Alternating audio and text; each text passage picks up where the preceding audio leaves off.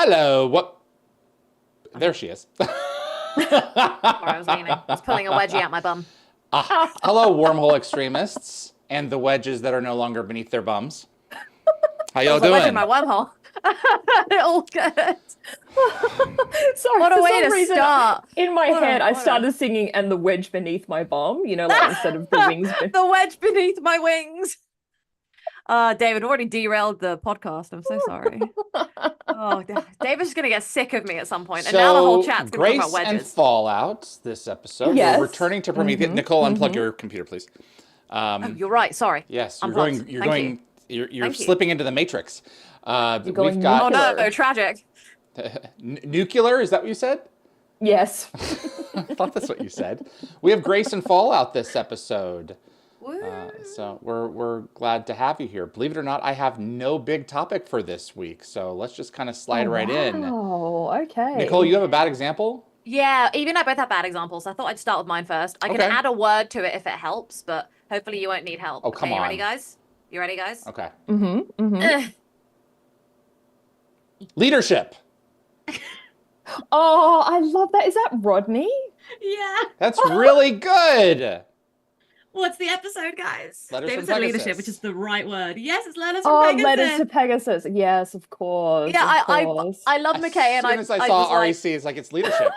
the record, but exactly. I had a speech bubble said leadership, and I went, they're not going to need that. They shouldn't need it. No, But no. in case. You didn't get like McKay's balding spots on either side of it because he has a middle I didn't section of want to hair. do that to him. And then I had it, you and were I went, very I can't polite. do that to David Hewlett. He's the love of my life. oh, there you go. Evie? Okay, all right. Do you want to see mine? Mine No. is a little more obscure. Okay, good. More of an obscure reference. Mine Okay, was just ready? a shot of the episode, so yep.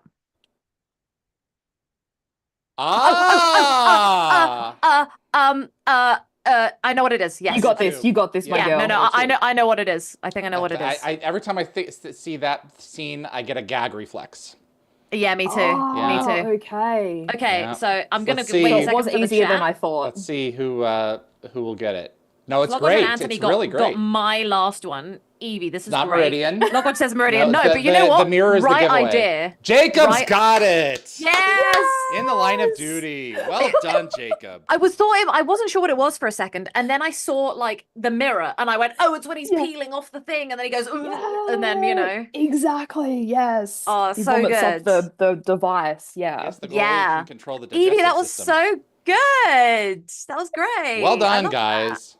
Yeah. 2 thumbs up for both of our bad examples. Yeah, they were pretty good examples. David's gonna get sick of us. He's gonna get absolutely sick of us. I was just looking to see if I can find that book that you told me to bring up a while back, David, and I'm trying to see where I put it on my shelf What book? because it was the one that I politely begged the publisher to send it to me because I'm such a big Stargate fan.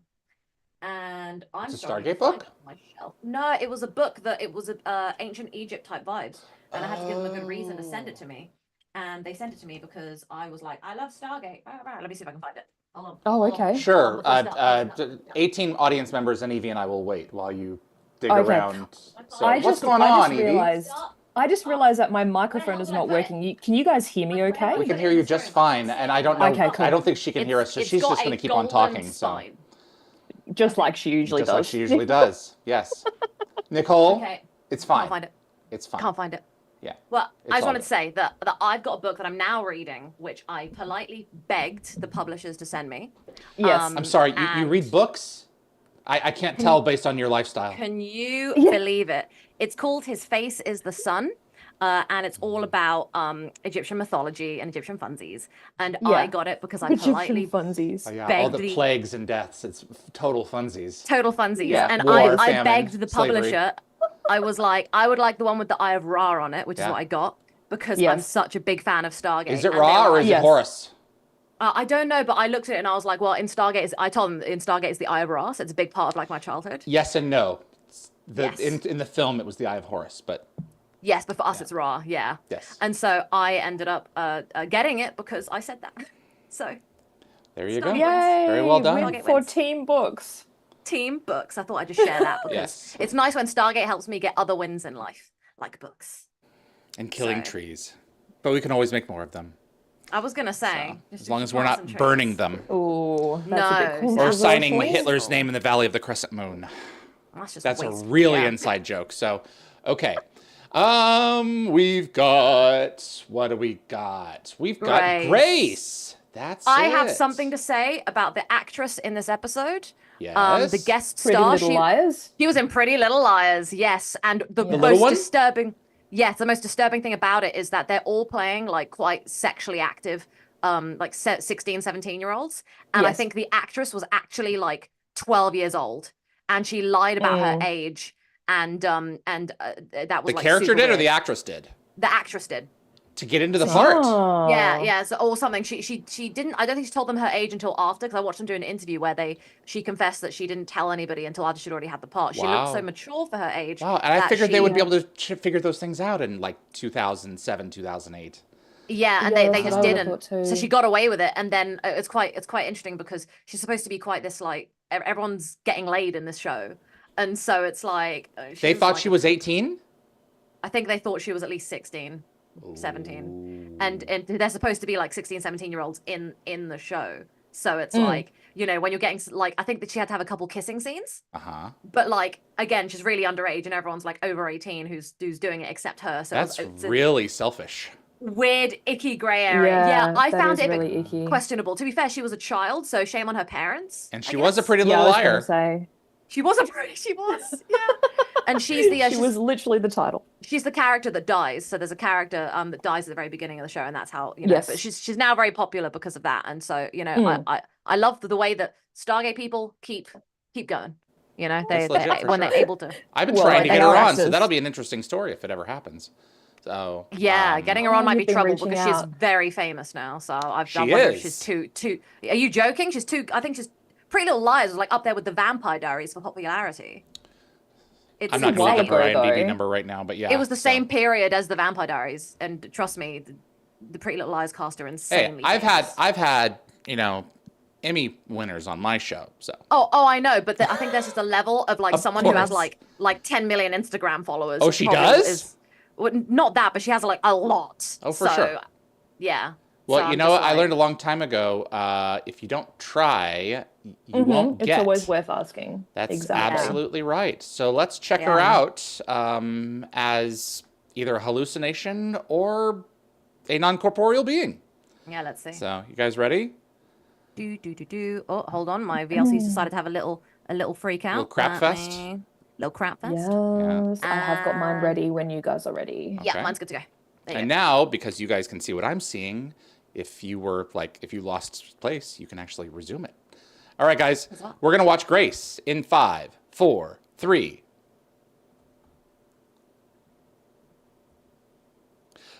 Welcome back to Wormhole Extremists, everyone. My name is David. I'm with Nicole Hello. and Yvie. Hello. And the last time we saw Prometheus, she was stuck over a planet Yonder. whose name I can't think of right now. Yeah. I do have that. Oh my god, where did I put it? Prometheus. Was it Tagalis?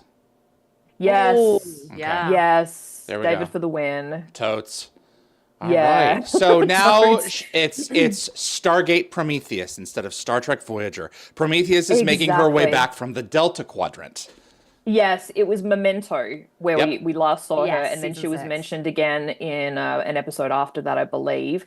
And John Novak and Ingrid Cavaliers reprised their roles as Colonel Ronson and Major Gant, There we just go. to maintain a bit of crew continuity. And I believe that this episode was originally titled Crossfire and then changed to Passengers before they finally named it Grace. Wow. And it's important to remember as well that Amanda did win a Leo Award for Dramatic Nice. Series Best Lead Performance by a Female for her role in this episode. Wow, that's great. I forgot all about that. And I believe that according to the DVD commentary, this episode actually received the highest ratings for any television show on the Sci-Fi Channel at the time. Damn. Heroes is coming, And so the that's gonna go away. concept of this episode originated from a conversation between Amanda and Robert C. about exploring Sam's struggles and life choices. Yeah, So- she's not able to do a lot of the stuff that she would have wanted to do as a woman. I because bet- she's Exactly. avocado, so, I bet I know yeah. why it got the highest ratings that it did for Really? the Oh, the week. smoochy smooch. The smoochy smooch. Oh, yeah, and that'll work. fans were pissed, but we'll get to that. I was very happy. Yeah, There we you were go. all very Anyway. happy. Yeah, but see, but you're this was- rational. Yeah, well, I try to be. So this episode was written by Damien Kindler and directed by Peter West. And Damien Kindler originally had like two initial ideas that formed like the basis for this episode. So there was a dream about Sam trapped on a planet in decaying orbit and the team encountering this like faceless alien threat. And according to Damien, he wanted the story to be like a closed door mystery where viewers would never really learn what happened in the epic sense, keeping like a focus on Sam's personal journey. So change the shift the perspective a little bit in terms of Yeah. what it is that we're chewing on. Yeah. By the So- way, I just want to say that the girl who plays the little girl, Grace, we were having a conversation before the stream, earlier. Sasha. Sasha Patis Schaefer has 17.9 million followers on Instagram. There you go. Okay, That's so how she's kind of a famous big she deal. is. All right, She's a very big deal. Yeah. Isn't that amazing that we can reduce people's self I know, it's self-worth terrible. now to a number? And terrible. we don't say that it's self-worth, but we all know that it is. You've been around TV Apparently, news. it's a huge part of picking actors to be in films now is how many followers they have on Instagram. Yep. Which shouldn't be my how that's God. done. Nope, Yeah. it should be raw Wow. talent, but that's Yep. not the world we live guys, in anymore. I'm very proud. I think I have about 100. Amazing, I am a Yvie. big deal. Oh gosh. So we just saw for a second there Craig Veroni, who plays the weapons officer. Yes. And he later takes on the reoccurring role of Dr. Peter Groden in Atlantis. Yeah, we're Yes, having I Craig love him on so this much. coming Saturday. There you go. His English All the accent's fake, stars are right? aligning. Yes, it is. Yeah. There's one line in calling him out. Atlantis where he sounds really convincing until there's one line in Siege Part 1 where I was like, ooh. Do you And remember then the that was line? it. He says, "Get the hell out of here," but he goes, "Get the hell out of here," and he says it like that. And I was Oh, like, I "We know don't say it like that, darling." Exactly the line that you've said. Yeah, It sounded like, too embellished. And that's how Yes, he he ended his pronounces time the on wrong Stargate. thing. Yeah, that makes me sad that that's what the A little last bit thing of he British, said. American, Canadian slippage there in It terms was, of yeah. language. I love that. Yeah. I always loved Okay. this design. Yes. Yeah? The design is very unique to the Stargate universe, and I think we never see it again. It's never identified, and we never see it again. I can see where Kindler's idea of an unknown force did make its way into this. Yes. The galaxy is very big, Yes. and Yes. the goal don't Yes. necessarily control all of it. No. All regions of space. No. Yep. Raj Luther said, FYI, this episode, when they mentioned this is the episode when they mentioned they have installed Alcash hyperdrives into the Prometheus. So, They mentioned it just at the start. yeah, which is very cool because I actually is never very cool. realized that. So, So we do trivia, have the ship does have an hyperdrive now? we just came out of hyperspace a minute when Yeah, they just came out of Okay. hyperspace, but they're having to do little tiny hops. That's how they're pulling it because- off, yeah. Yeah. Yeah. Yeah. Because it was Little meant for a much smaller baby ship. Alcash hyperdrive can't handle Yes. Prometheus size. Man, when they show So- these stock explosions now, I can really tell.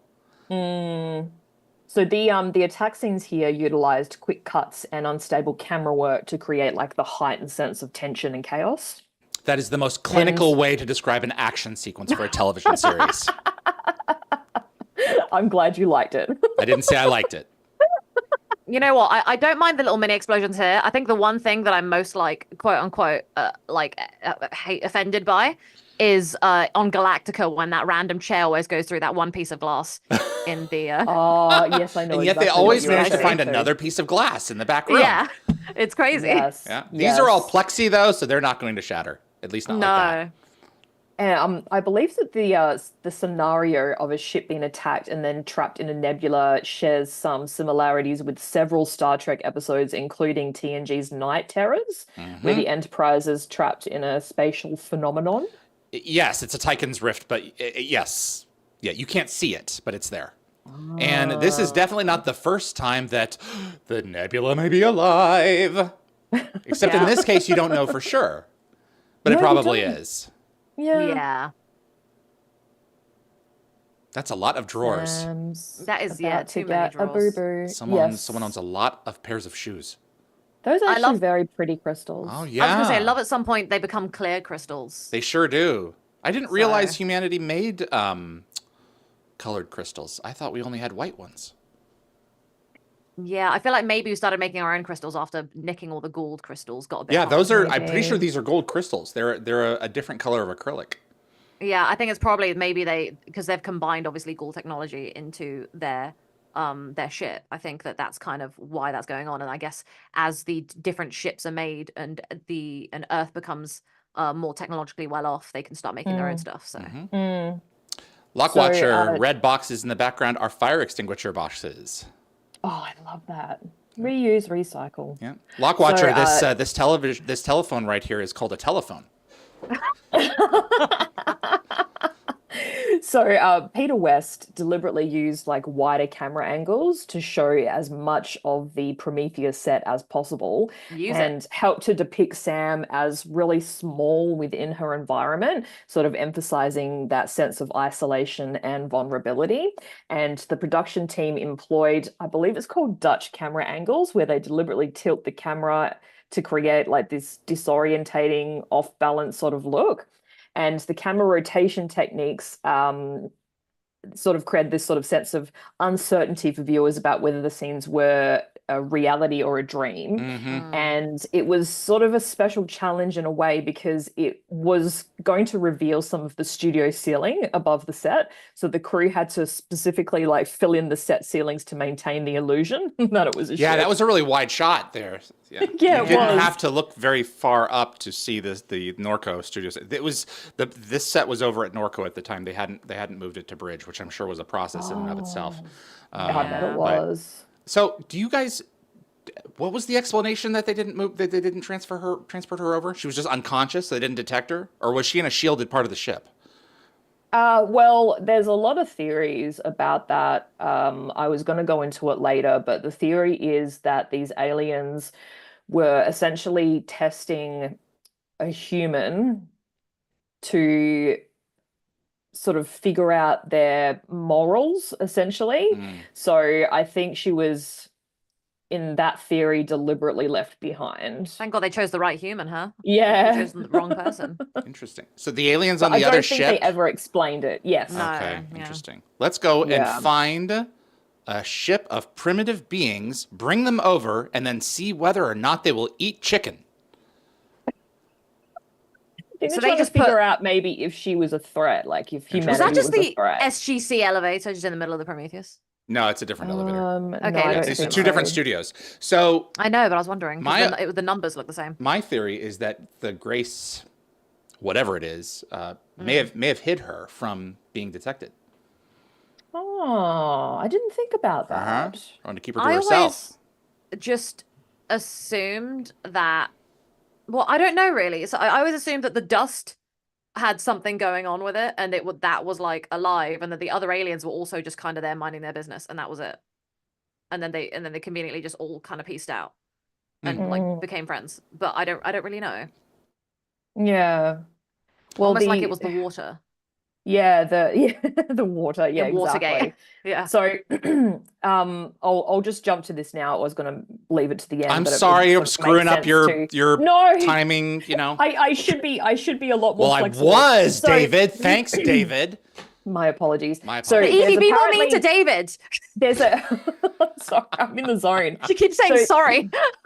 There's a short story called Pleasure Cruise by is it Gian Cannon, and it's in a Fandemonium book called Far Horizons. It's like an anthology, and it did explore like what the aliens' true nature could have been. And in this story, they reveal that they were testing humanity by disabling the Prometheus and observing the crew's response. So they valued things like hope, compassion, trust, and love, and they considered themselves protectors of the vulnerable civilizations against oppressors like the Goa'uld, and these hallucinations served as a communication method. And species failing their ethical assessment would be confined to their own region of space. So they were essentially like cosmic gatekeepers, but it's just it's not canon. Yeah, the Q were set up that way in the pilots of Next Generation Encounter at Farpoint. They were essentially, going to place a barrier around Federation space to keep humans from spreading themselves farther into the universe. But then the Q turned out to be corrupt in their own ways. So.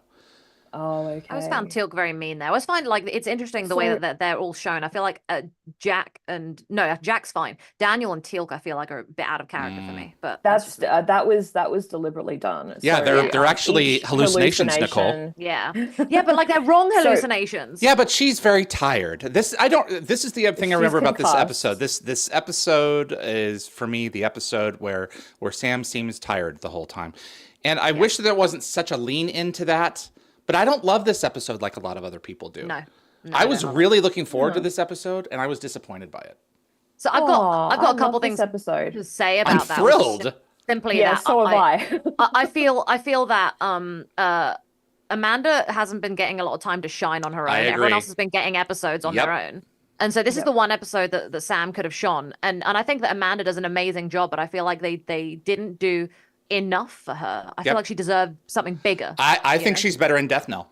I sincerely do. I love Death Knell. Yeah, Death Knell's awesome. I do definitely prefer Death Knell over this episode, but I do like this episode, but it is a bit more subtle, I guess. It's a bottle show. You can tell when they're really cranking it to save money, or lack of cranking it, I guess I should say. But man, I forgot how beautiful this original set was. Yeah. So I'm about a few points behind. I'll try and I'm sorry, Yvie. Sorry, like I said, I need to be a little bit more flexible. I feel like I'm in a rush this morning. So each hallucination throughout this episode basically is supposed to represent a different aspect of Sam's psyche. So Teal'c, that version of Teal'c, was specifically embodying her survival instinct and her will to live. So yeah, I guess that is quite a Teal'c thing about like, after what happened to him in Changeling as well. It's very much matching that vibe. But I feel like Daniel's just so bloody annoying. So it's just too much for me. Well, going back to Grace as well, so the true identity and meaning of Grace has been left open deliberately for interpretation by the writers. So Amanda personally viewed Grace as representing Sam's child if she had chosen a family over career. Whoa. And also the potential future for Sam that she might have sacrificed for her professional achievements. Yeah. There would be a piece of you that would dwell on that. If you were a family person. It really would. Yeah. Yeah. And the whole nursery rhyme, the Twinkle Twinkle Little Star thing that's running throughout this episode. So the children's nursery rhyme was intentionally chosen by the writers to create this eerie, unsettling contrast to this really dire situation that Sam is in. And it's sort of similar to techniques that they use in horror films sometimes that juxtapose innocence with danger. And I think it's also very similar to a really early episode of The Twilight Zone called Nightmare as a Child, where a woman is similarly haunted by this mysterious young girl who's also singing Twinkle, Twinkle, Little Star. Yeah. And Daniel here, he's he's supposed to embody Sam's sort of scientific curiosity. And he's kind of energetically that does make sense. He's just so annoying rather than just escape. Yeah. And he's like uniquely self-aware among her hallucinations, explicitly acknowledging that he is a product of her subconscious. Well, the scientific aspect would be the one to do it, wouldn't it? Yeah. It would, absolutely right. And Amanda said that Michael Shanks deliberately played this very animated version of Daniel in these scenes. And according to one Redditor, each manifestation in Sam's mind represents like a crucial aspect of her personality that she needed to survive this crisis. So in their mind, Teal'c embodied strength and resilience. Daniel is logic and intellect. Jacob reflects wisdom about her personal life, and Jack symbolizes confidence because he's always served Go as her save your ass. cheerleader, just as Yeah. he does in reality. So I thought that was Yeah. kind of sweet. How much of this came from Damian Kindler? Or is this just a I an think it was assumption? written by. Oh, I don't know. I think it's just assumptions. Okay, Yeah. well, I think they're very fair. Yeah, it makes Yeah, a lot of I sense. think they're quite grounded. I was doing my research and I was like, yeah, I believe that. That makes Yeah. sense. You just said it and I believe it, so yeah. Mm. Also, before I think we heard Grace trying to invite Sam to play with her. Yes. And that was supposed to symbolize the joy that Sam has sacrificed in her career. Yep. And Amanda sort of saw Grace kind of That's as why the kids thing. maybe Sam's inner child and Yeah. her untapped potential beyond scientific achievements. Being a like mum. the parts of herself she suppressed while focusing on saving the world. Raj actually made aloud a point that I kept to myself, but he articulated it for me. This could really easily have been the season 6 Sam being helped by Ascended Daniel episode like the others had, because Honestly, Raj gutted says, we didn't do that. imagine they did this episode in season 6 and Jonas also appeared and Daniel was Ascended Daniel appearing to help Sam like with Jack and Teal. So Changeling. in a way, you Exactly. could look at this as kind of her version of her turn to be helpless and needing help from people who aren't there. Yes, It just exactly. makes I love me that. I saw that on Reddit so yesterday and I was like, that's sad. perfect. Because it's like Sam's not only had a disservice where she hasn't been getting enough cool episodes about her, but she also didn't get visited by Daniel when he was ascended. Like, I'm really butthurt about that. But she That does they get a really great slipped. scene with him in Fallen. We get some banging moments from Sam coming up Yeah. for sure. I just We feel do. bad that, we just didn't get enough for a while, And she does get to Yeah. direct at the end of the season. So which is awesome. I actually really like that episode, so I'm really Yeah. excited. So Sam's obviously she's got like this methodical approach to rationing her supplies, which obviously that's her military training kicking in. Yeah. Love Daniel. the door didn't even start opening again for him. No. So Bad these door. these Earth scenes were strategically added to break up Sam's isolation storyline and show the passage of time, sort of creating a more balanced episode structure. And Jack's apparent disinterest and dismissiveness in this scene obviously marks his deep concern for Sam. Yeah, he's And just dealing with it his unlike own way. Exactly. Unlike most of Sam's scenes, which were filmed by the second unit, these Earth-based scenes were shot by the main unit alongside other episodes to help expedite the overall production timeline. Absolutely. They did like 3 episodes at a time a lot of the time, didn't they? So Well, apparently, Amanda Tapping was hoping that they would film this at a different time in the schedule because she really wanted time to prepare for the role, but they ended up making it right before the break, the summer break. So she didn't have as much time to prepare as she would have wanted, but obviously she did quite okay with the preparation time she had because she she did great. an award. Yeah. I love here that I feel like Daniel, ironically, he's got so much heart to him, but I feel like he's always so oblivious to the actual interpersonal stuff. Like it's that joke. Yeah, it's that joke of like, he can understand a dead person's feelings from like 4,000 years ago easier than he can the person sitting next to him sometimes. Yeah, I feel like he's quite oblivious to Sam and Jack's feelings for one another. But Teal'c is the quiet observer who He knows from just sitting there. I think that we have that scene in the, I'm excited. locker room, which kind of matches what happened in Paradise Lost. Yeah, sorry, Paradise Lost. That's what I meant. Yeah. What were you gonna say, David? I think that Daniel could probably be classified as being slightly on the spectrum today. Because he's not just absent-minded. He's just. I think everyone's on the spectrum, but there's like severity on the spectrum. Like everyone, however you care to differentiate someone who is unique, sure. Yeah, I get it. He gets. everyone's definitely unique, definitely gets hyper focused on his scientific endeavors. Yeah.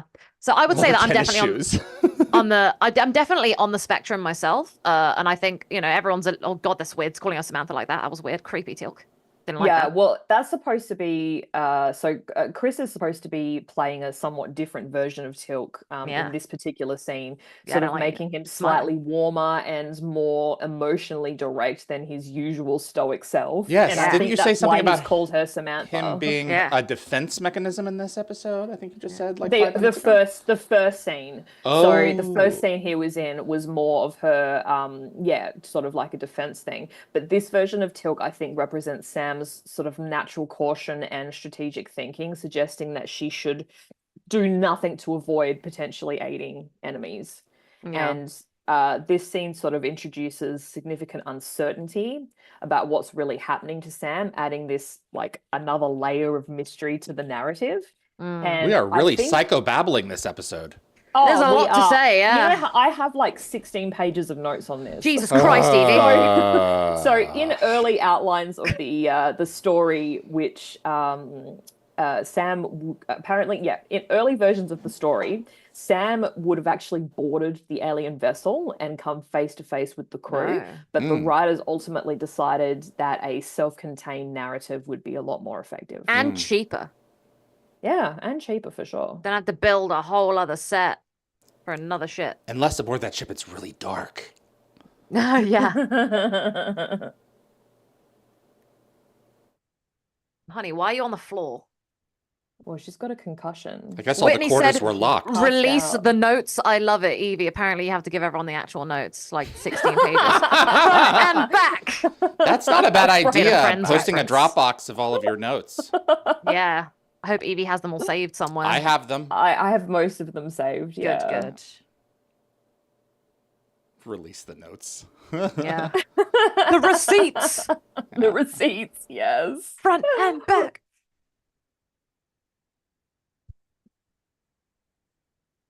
I'm glad that none of us are talking for a second because my brain needs a minute. All I'm thinking is this Yeah, is so does Ripley, mine. last survivor of the Nostromo. That's what I was thinking. Signing off. It is Ripley. Yeah. Oh, I love Alien. I really want us to one day, David, do an Alien Isolation stream together if we can do that. It If we ever will. find time. That there are a few games that scare me when And I'm that one playing is them, scary. and that one is jump out of your skin, frightening.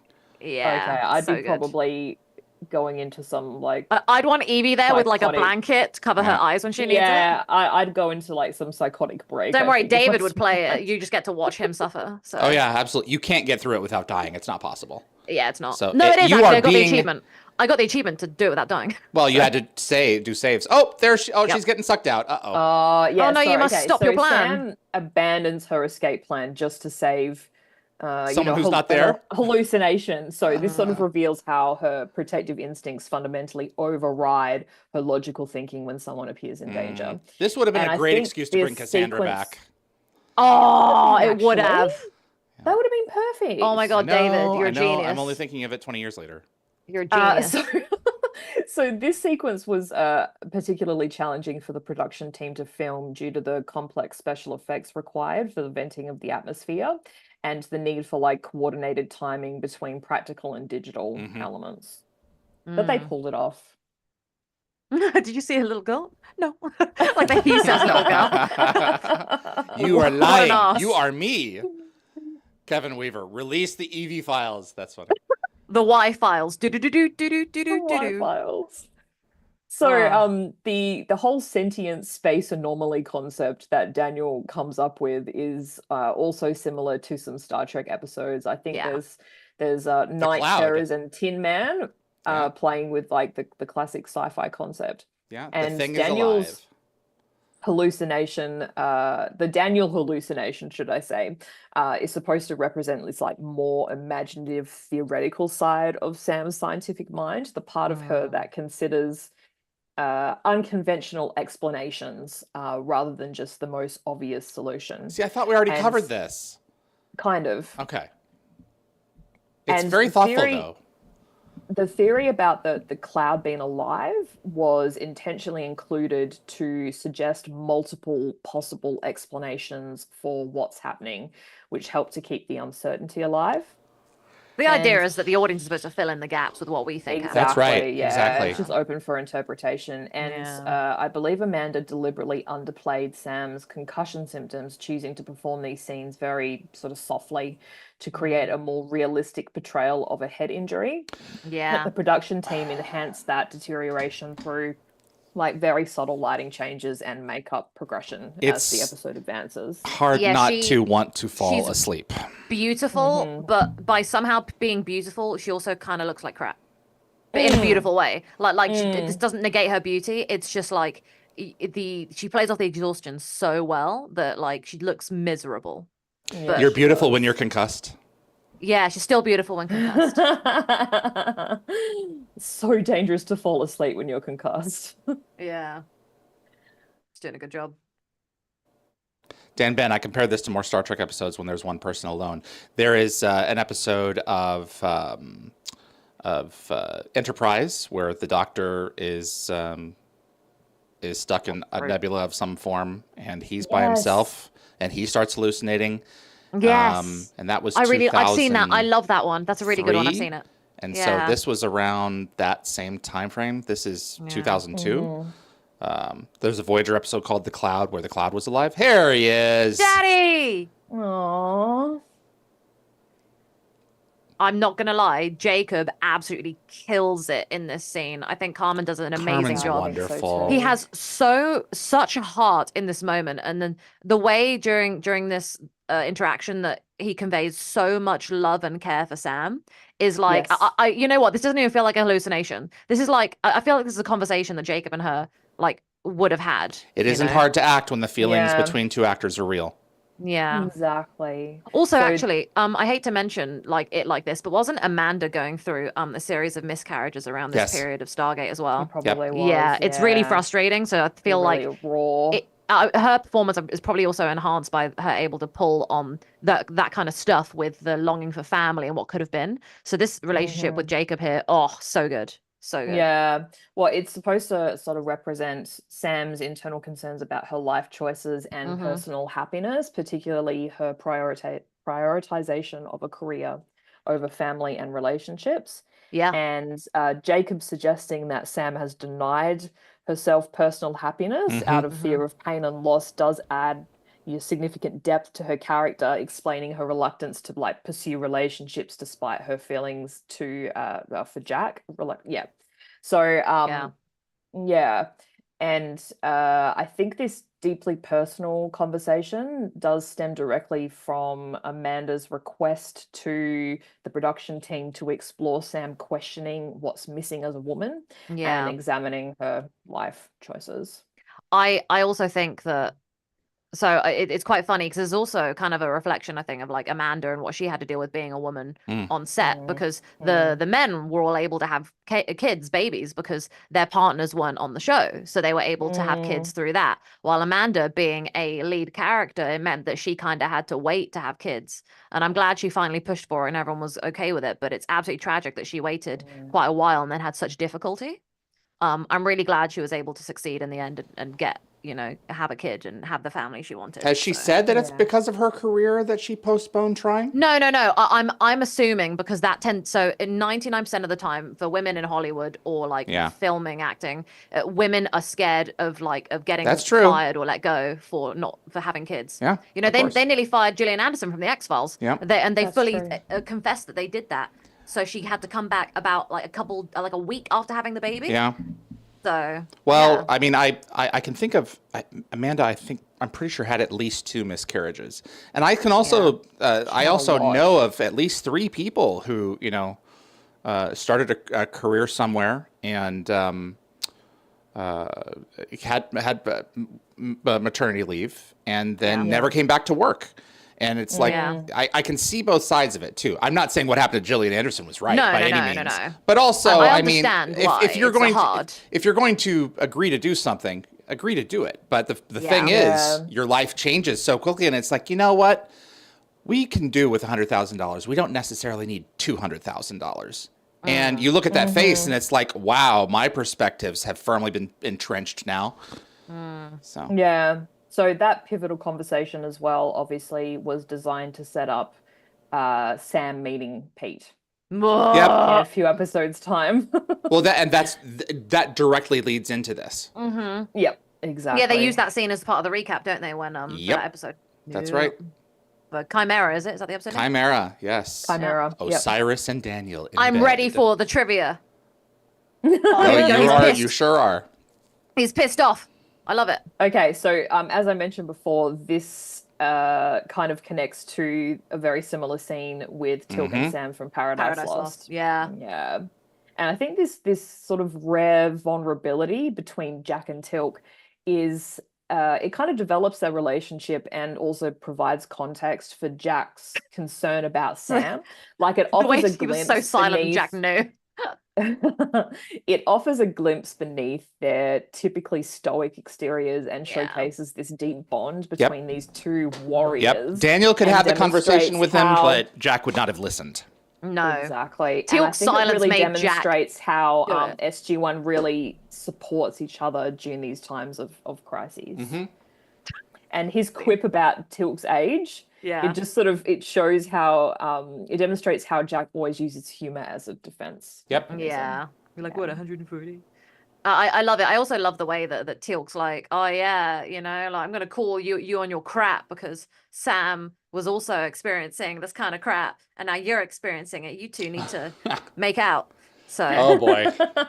Someone brought up a good point. I was going to mention this. Jed Ted said Charisma Carpenter was fired from Buffy for getting pregnant. Yes, Joss Whedon fired Charisma Carpenter for getting pregnant.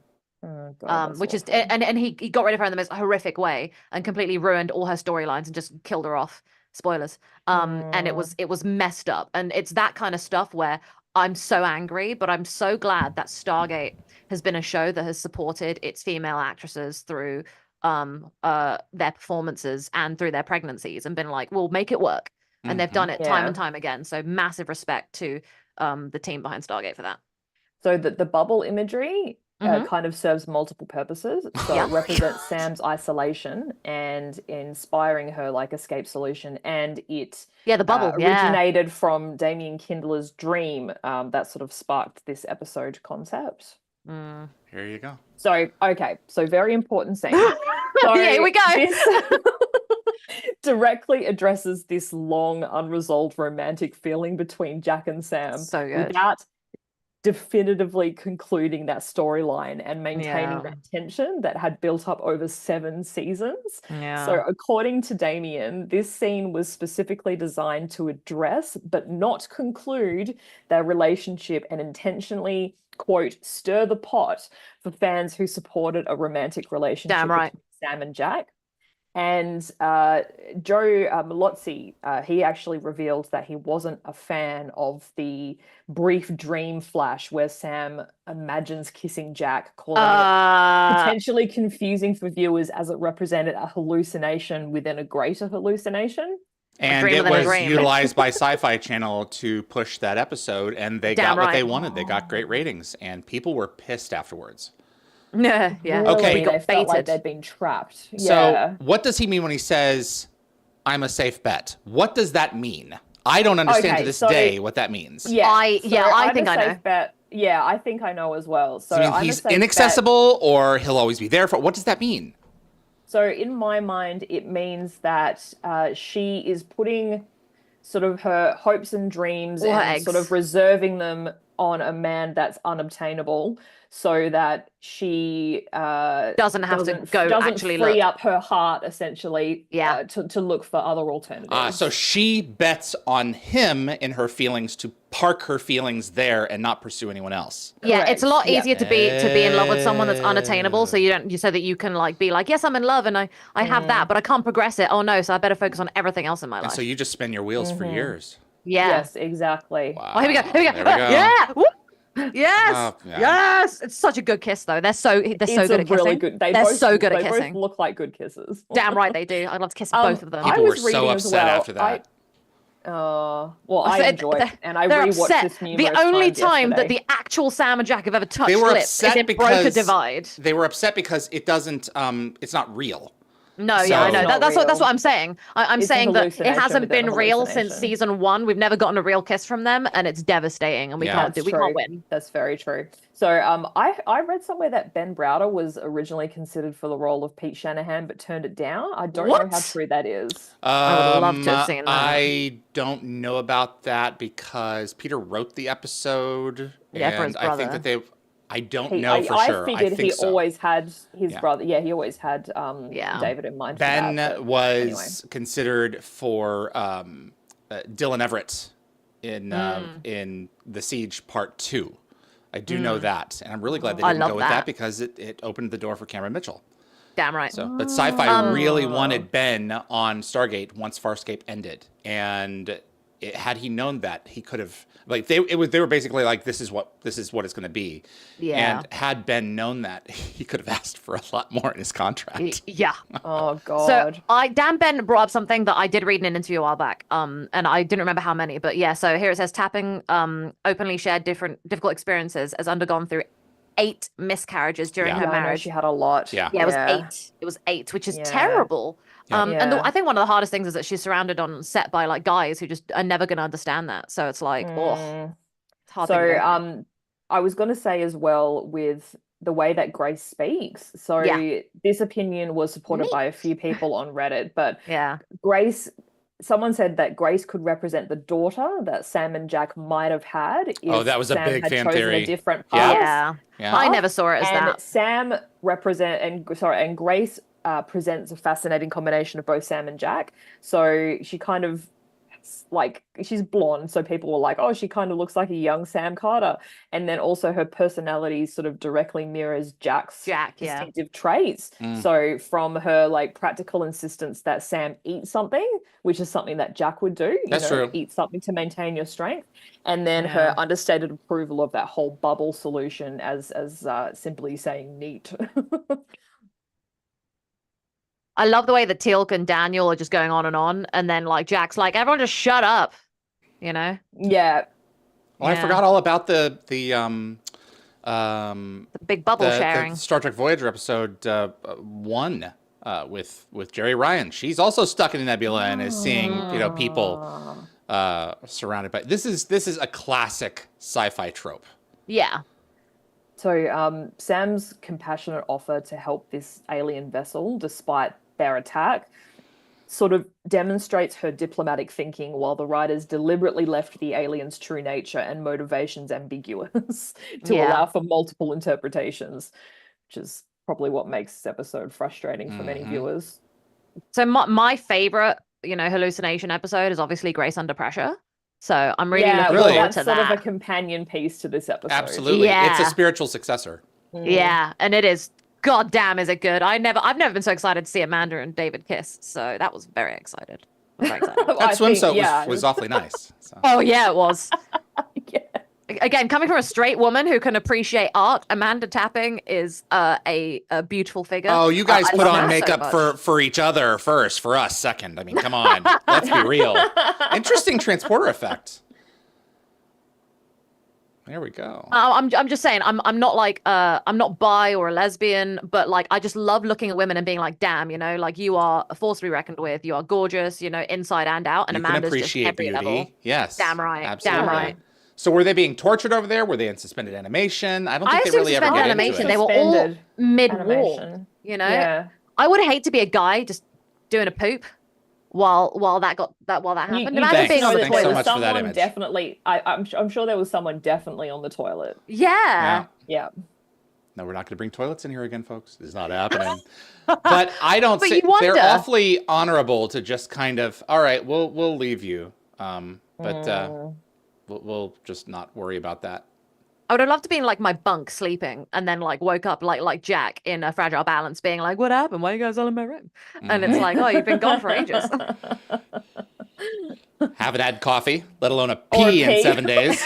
And I found So out you good. stole my ass and made a mini Mini me. Mini me. Ah, good old Aaron Gant. It's really good. Really, really good. I'm trying to get Ronson on. John Yeah. Novak. Oh, that'd be great. First spaceship captain. Damn right. Working on it. Roderick was laughing at us. Is it because of the poop? Oh, I love the scene. So I cute. know. So cute. When she calls him Jack And he's like, excuse instead me? of Sir. Yeah, because she still thinks So it's a hallucination. I think that kind of helps to blur the fantasy and the reality in this Yeah. episode. Oh, Oh, Excuse me. excuse me. Excuse me? Sorry. next time she calls him Jack is Lost City. And it's an awesome Yes, scene. it is a great scene. Yes. David, you actually put don't discourage her and then went encourage, I mean. You silly Billy. I love that. You funny. I sometimes am. 4 days. Felt 4 like days, yeah. Yeah. A long time. Oh, the whole cake thing. I'm so excited for the cake moment. The smile is so cute. My idea. He's so adorable. I wonder if Rick loves cake as much as Jack claims to. Yeah. Oh, I I'm could not see big that on being a cake. I'm big on possibility. I love cheesecake. Yeah, oh, we talked about this cheesecake before, too. David. Yep. You, me, are cheesecake New York people. cheesecake. Yeah. Damn right, New York cheesecake. Look at That's us. right. There's a I You great, should go to New good York and piece have of there's cheesecake some from great there. shops in New York. Some of them are Do still like a around wormhole after COVID. extremist episode where we go around just eating cake and there'll be like just really obscure Stargate reference. Evie can obviously come too. Obviously. Thank you. I'm always an add-on. That's not what I meant. Just David and I cheesecake people. They're delicious. I do You know like what? cheesecake. I just don't like cheesecake base. Okay, so I just want to squeeze in these bits. So the episode's closing moment of Grace singing after Jack leaves was I think added in to maintain mystery about what was real, allowing the viewers to interpret Grace as a hallucination, alien entity, or something entirely different. And obviously this episode does mark a pivotal point in Sam's character development, setting up the, relationship arc. Sam's about to get sexy. Oh boy. And one Reddit fan suggested that this episode concept might have been more effective in season 6, which we discussed earlier with Yep. Yeah, could have Daniel been. has been ascended. If And I the can get Damien please go. Kindler on, the first question I would ask him is, 20 years, 25 years later, what was your intent with the cloud? Was it really intelligent or not? Yeah. Yeah. I mean, would love to know I that assume too. it is, but I don't know. But I guess we just wouldn't find out. That is the whole idea. But I mean, that's an interesting episode. It's not like my favorite thing in the world, but Amanda gets her time to shine and she deserves more of it. So For sure. That was Grace. Hello. Hello. Hello, Poppet. Hello, Governor. Hello, mate. All That's right. how Jeff and I say hello. Hello, Governor. Hello, Governor. Governor. Yeah, I was explaining like Cockney rhyming slang to some American guy earlier that I do the gaming streams with, and he just didn't get it. And it's like, oh, England, you so silly. It doesn't make sense. It was really used doesn't. as It's not supposed to. No, it was used as like a way to hide illegal things that they were doing back in the day. So that's why. Hide illegal things in Apples- their speech? Yeah, so if they were talking about like they were hiding like illegal substances or something in like the basement, they'd say they're down the stairs, but instead of saying like down the stairs, they say apples and pears, which is stairs, stuff like that, and that's where it comes. It's so silly, and so it's basically code words that they were trying to find. Anyway, the episode. The episode. What is your rating, Nicole? My rating for this is a 4. It would have been a 3. But Amanda's fantastic acting skills and that kiss bump it up by 1. I think that the episode itself is kind of mid, which is why it's a 3. It just doesn't hit the right spots entirely. Amanda's been given a time to shine, and she's doing like a fantastic job. I love all the underlying things around this. So much of this is about her being a woman is a big part of it, because obviously she's not able to fulfill the things that she would like to as a woman, because she's putting her career first. She's such a career woman. She chooses not to. Yeah. But by choosing not to, she's losing an aspect of her life that she does wish for. She's like, I Sure. don't have time. Welcome to the human race. Yeah, and I think that's beautiful. I don't know if she wishes for it, but she's wondering if she should have gone down that road. As we all do Gonna every have now and regrets then. in the Yeah. future. Well, yeah, absolutely. but I've always think that she's always her character's always liked kids and may have wanted a kid, but she chose one path that made it really difficult. But it was also influenced by like her dad and like the trauma with her moms. There's so much to unravel there, which is really interesting. To achieve her level of excellence. Yeah. Requires some degree of sacrifice in our society. Yeah. And it's quite sad that obviously if she was a man, then it wouldn't be as much of an issue because the wife at home or like doing her own stuff that isn't as big as the Stargate program. No, it would come with completely separate, just as big issues. Yeah. So I think that it's really interesting also how the episode obviously reflected a lot of the kind of stuff that Amanda as an actress was kind of having to deal with as well. So I think it's fantastic. I think it's I wish I could give it more because Amanda deserves more, but it's just the episode as a whole isn't that great. Amanda is what makes it a 4. So, and that kiss. So, yeah. I give this episode a 3. It would have been a 2 if it weren't for Amanda's excellent performance. I don't care about the kiss. It's fine. I mean, I am a Sam Jack shipper in that there is obviously something, a thread of they vibrate together. I mean, these people obviously connect, and I've ever understood the Stargate fans who are like, "Oh, that's not there." I'm like, it was a friggin' plot point. They literally wrote it in, and they wrote it into the script. Exactly. They're really good at kissing I've as well. never understood that. Yeah, good. I could take that or leave that. My issue with the episode is the story is so derivative. Yeah, it is. I have seen the Cloud is alive thing. I have seen the character is isolated and needs to get themselves out of a situation thing. This is just Stargate's version of that, which is fine because Stargate has a lot of sci-fi callbacks to other shows and movies and projects in terms of this is clearly pulled from this one's DNA, but we're doing it in this way. But it's the we're doing it in this way part on Stargate that either makes it sink or swim for me. Yeah. And I'm not crazy about this one. I think Amanda's performance does elevate it. I was anticipating this episode for a while and really looking forward to Sam trying to work her way out of a box. But it's Sam trying to work her way out of a box while hopped up on melatonin. It's about half the speed, half the intensity that I anticipated. I have the exact same issue with the Shroud. And we'll cover that. I was expecting a battle of wills between Daniel, saying, Jack, the Ori are the way. And Merlin. And then instead it was Jack, Merlin, yes, Merlin. And I'm like, oh my God, this is not what I wanted at all. So this is my similar reaction to Grace. It's fine, but it's not memorable. I just want to say, you said melatonin. I actually didn't know what that meant when I was a kid until I watched the episode Morpheus in season 10, where I learned what sleep is in that way. I was like, melatonin Stargate and caffeine pills. Yeah, that episode makes me tired, and I'm not looking forward to that episode. That's true. So. Yeah, I get the same reaction. Yvie, save us from our misery. Yvie. Okay, so I do enjoy this episode. I understand that it is a little bit derivative, but I guess I haven't seen as much sci-fi as David. So I enjoyed this episode, and obviously I love the Sam and Jack moments. Sure. And as a shipper, this is like one of my, I guess, benchmark episodes. But and I'm a shipper. Yeah, I'm not gonna be silly with my rating. I think it's a 5 for me. Yeah. Okay. So I'm not gonna be like, I'm a massive shipper. It's always a 7. Because it's not. It's not. There's definitely better episodes in that vein.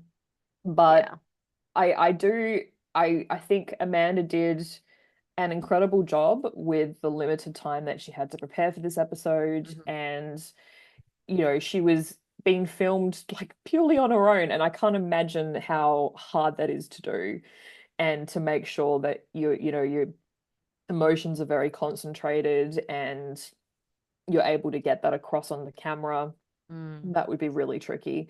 So I do really appreciate the episode for that. But no, it's definitely not. It's not perfect, obviously. You do count on other actors giving you a sounding board to which you can project your performance against them. There's a lot to that, and that is really missing in this episode. I do love, though, that I'm a Sam Jack shipper, so I love it for these things. I had a buddy who's a big reptile lover, and just the sun rises and sets on reptiles for him, and we went and saw a lot of the Jurassic World movies together, and I was like, what did you think of it? He's like, oh, I loved it. I'm like, why did you love it? And he said, because there were dinosaurs in it. I'm like, are you 4? You know, I mean, I get it, but what did they do with it? And he's like, well, you don't like anything. You're a prude. You know, I'm like, dude, your booze mean nothing. I've seen what makes you cheer. There are dinosaurs in it. Great. You know, it's just quite funny. It's gotta have some degree of substance and present itself originally. So I'm not, you know, slamming your shipperness at all. What I want to say, actually, a quick follow-up before we get onto the ratings there, is that, in terms of the shipperness here, I think it's a very good time to talk about shipping, is Daniel and Vala one of my favorite ships. I love seeing their relationship, but Prometheus Unbound is an amazing episode because of their chemistry together and how funny they are. It's not good because it's romantic, it's good because it's hilarious. Oh, yeah, but there's obvious sexual tension there. And Daniel, the funny thing is that Daniel never acknowledges it until unending. Yeah, which I love. He's all like, no, I don't want you. And that's right. No, they won't believe it's my birthday again. His response in unending. It hurts me. But I understand. It's so awkward. It's horrible to watch. But like, you know, it's but I'm not going to give an episode a 10 based on the shipperness. You know, neither did Yvie. You know, and it's a 7. No, exactly. I'm saying I agree as well. 100%. You know, there are loads of episodes that I love moments and I like live for them, but then. They're just not it. You know, that scene may be a 10 out of 10, but the episode might suck. So yeah. All right. Nicole. So you've got to look at the episode as a whole, not as a single scene. Exactly. So I appreciate us all thinking. Raj Luther, my rating for Grace is a 6 out of 7 chevrons. Great episode. Wish there was a follow-up episode. Really? Oh, especially with the alien, right? About the aliens. With the aliens, for sure. It is a similar story to other sci-fi, but it's more difficult to come up with an original idea in the media, but easier to reinvent. It is difficult to tell if it's either hallucinations or corporeal life forms from the nebula, or both, as mentioned before. Could have done this episode in season 6. Yes. Whitney Nolan, it's a 7 out of 7. Wow. Yeah, that's very high, but I assume it's a lot of respect to Amanda, so I appreciate that. Randall Wong, the Voyager and Enterprise episodes are similar with the second having the hallucination, so it wasn't just copying homework. Yeah. Oh, definitely not copying. Yeah. But echoing. It's that whole thing of like, oh yeah, can I copy your homework because I forgot mine? It's like, oh yeah, just do it and just change a bunch of it so it doesn't look like mine. Which I did a bunch in school. Gecko Fett, 4 out of 7. Decent episode, not one I tend to rewatch. I might fast forward through it during a rewatch. Not that I've ever done it properly, and then just go straight to the kiss and then move on. I just watch the kiss over and over again. Yeah, I do that. I do like. I pause a bunch. Obviously. Yeah, me too. I'm joking. Jacob, not a fan. Some good character moments, but otherwise the plot is sluggish and doesn't give Sam's character justice. Kind of glossing over it at best. Watching it is heavy, so I'm rating it 3 Chevys. Yeah. Okay. Lockwatcher, this is a 5. If this had been a later episode and McKay had been in her, oh, it was so good. It's so good if they were doing that. I think they could have done all sorts of fun stuff. Yeah, I think McKay would have been hilarious. And it would have been a higher rating as well. Yeah, you know what? I think it would be funny if it was funny, but the episode is obviously trying to go for a different tone. It's also suggesting that he hasn't been in her thoughts. Yeah. She doesn't think about him ever, but he thinks about her all the time. Yeah, for sure. Yeah, it's hilarious. Anthony, it's a 4... And then are you saying a half? Okay, a 4.5, but I was about to scold him. But I'll bump it up to a 5 because of the Sam and Jack scene. Good. Like Anthony, you should know better. Oh, yes, absolutely. He's the one who's he has the list. There you go. Yeah. Get the Anthony list. So Kevin Weaver, not a favorite episode of mine, but Amanda does a great job. I'd give it a 5. I like the acting and I like the Sam and Jack stuff. Dan Ben said Glasner went on to state that Anderson wanted to approach the role in a specific way. Little details about his character, such as his immense love for cake. I love that. That's cute. Yes. And then Lockwood said they should have named the episode "Ship in a Bottle." I love that. Jed Ted said 5 chevrons. That's a bad joke that Yvie could have made during the episode. Yes. Very dad jokish. Yeah. Oh, I'm so upset I didn't come up with that myself. Yeah. Work harder next time. Appreciate you. You work so hard. It's okay. Candy Mitch, a 6. A safe bet, from what I understand, is someone who always been there and always ready to help, and someone who isn't going to go anywhere at any time in the future. Yeah. That's the thing. That's what Jack is basically. She's always kind of there. And I think, Dan Ben said I give it a 4 out of 7. Raj Luthra is laughing at me. Anthony's laughing at me. And Whitney said the episode on all 7 chevrons on her. I don't know what I guess you're saying that Amanda episodes just deserve 7 chevrons, which they do if they were written better. But, all right, please God, let's get to Fallout. They're about to witness the worst haircut ever. Oh my goodness, I don't know what was going. I don't know. Bieber era. I don't. Yeah. Yes, he talked about this. Yeah. I just. Did you publish on social, Yvie, for this? I only do Facebook. Yeah, I didn't at him for this, but I might at him afterwards with some stuff because I think it'll be really, he's really all funny. over X and he will post it. So Cool. get it. I might harass him afterwards, being like, "Hey, we roasted your haircut for the entire stream." And he's also Please on share. Facebook too. So yeah, cool. For sure. So all right, guys, yeah. Let's rock and roll with Fallout. You all set? Yeah, let's go. Yes. All right, let's drill into Langara in 5, 4, 3. Welcome back to the Wormhole Extremists. You're watching with David and Yvie. Hello. And Nicole. Sup? Sup? Came differently this time. Yeah. So I think I'm going to call this episode the one with Jonas's hair twin. Honestly, For why do obvious they have the reasons. same haircut? Because it was the style from the Kelownan local artist. And why are they the only two who... They've got like a Just Cuts in Kelowna. Yeah. Oh, dear, Absolutely. Justin Sorry, Bieber is all the rage. He wasn't even a thing then. I think he was like I don't like think 10. he was a thing. No, he wasn't. He would have been a wee bebe. So this episode marks the final appearance of the lovely Corin as So sad. Jonas. Yeah. And I think his character's mentioned in a couple of later episodes, namely Death Knell and Citizen Joe. But other than that, that's kind of closing the book on Jonas. I don't know why Rick never original- mentioned that, why have you lost 75 pounds? What in our food were you eating while you were here? It's debogged a bit. The original title for this episode was Turn of Events, which Joseph Bellozzi joked was a title that could apply to every episode they've ever done, similar to calling it an off-world adventure or fourth act twist. And speaking of episodes titles, the German translation of this episode was Kiana's symbiote. Yeah, which what the entirely gives hell? away the plot twist. Yeah. Yeah, And, just like Share's dead.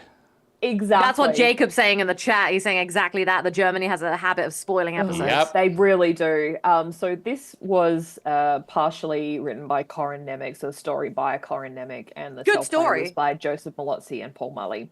The only And, interesting one that comes from Corin- his planet. Pitched the story and wrote the outline for this episode.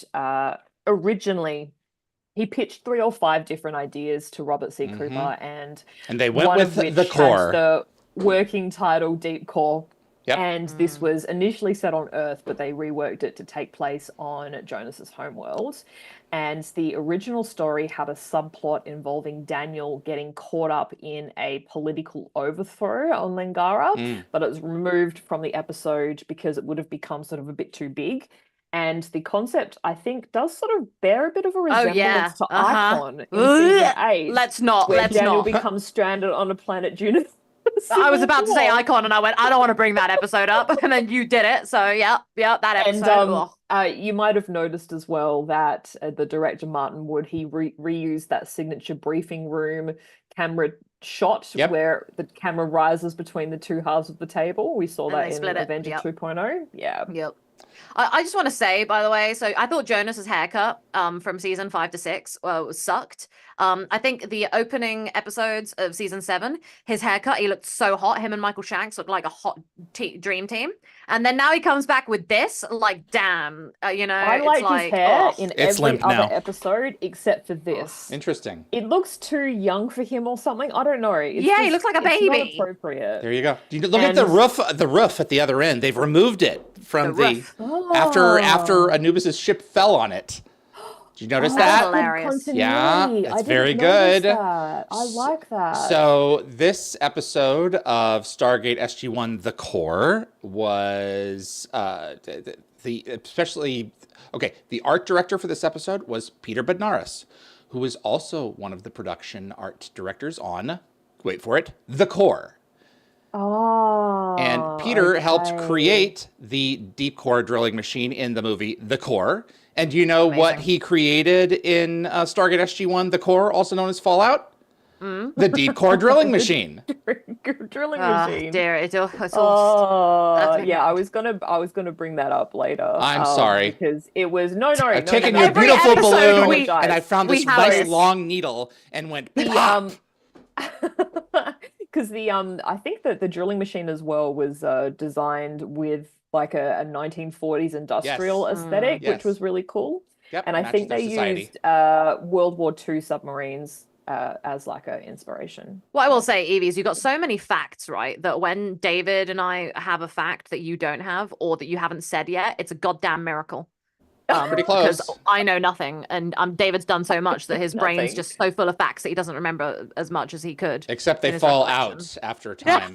The more facts you squeeze in there, the more they slip through your fingers. They fall out. Oh. Or neurons. So that was Emily Holmes as Kiana Sear. So Emily actually built a pretty notable television career with reoccurring roles in The Man in the High Castle and the web series of Battlestar Galactica. Yes. But I haven't seen any credits from her since about 2020. Speaking of The Man in the High Castle, front and center here, Jillian Barber, who was also one of the Nazis in The Man in the High Castle. We talked about that extensively in her recent interview. She was wonderful to have on. She was in The Last of Us the other week, which is very, very exciting. That's correct. She talked a lot about working with Bella. Yeah. Yes, I love that so much. So this is her last episode as well as the First Minister. She's been promoted, but then kind of demoted from the show.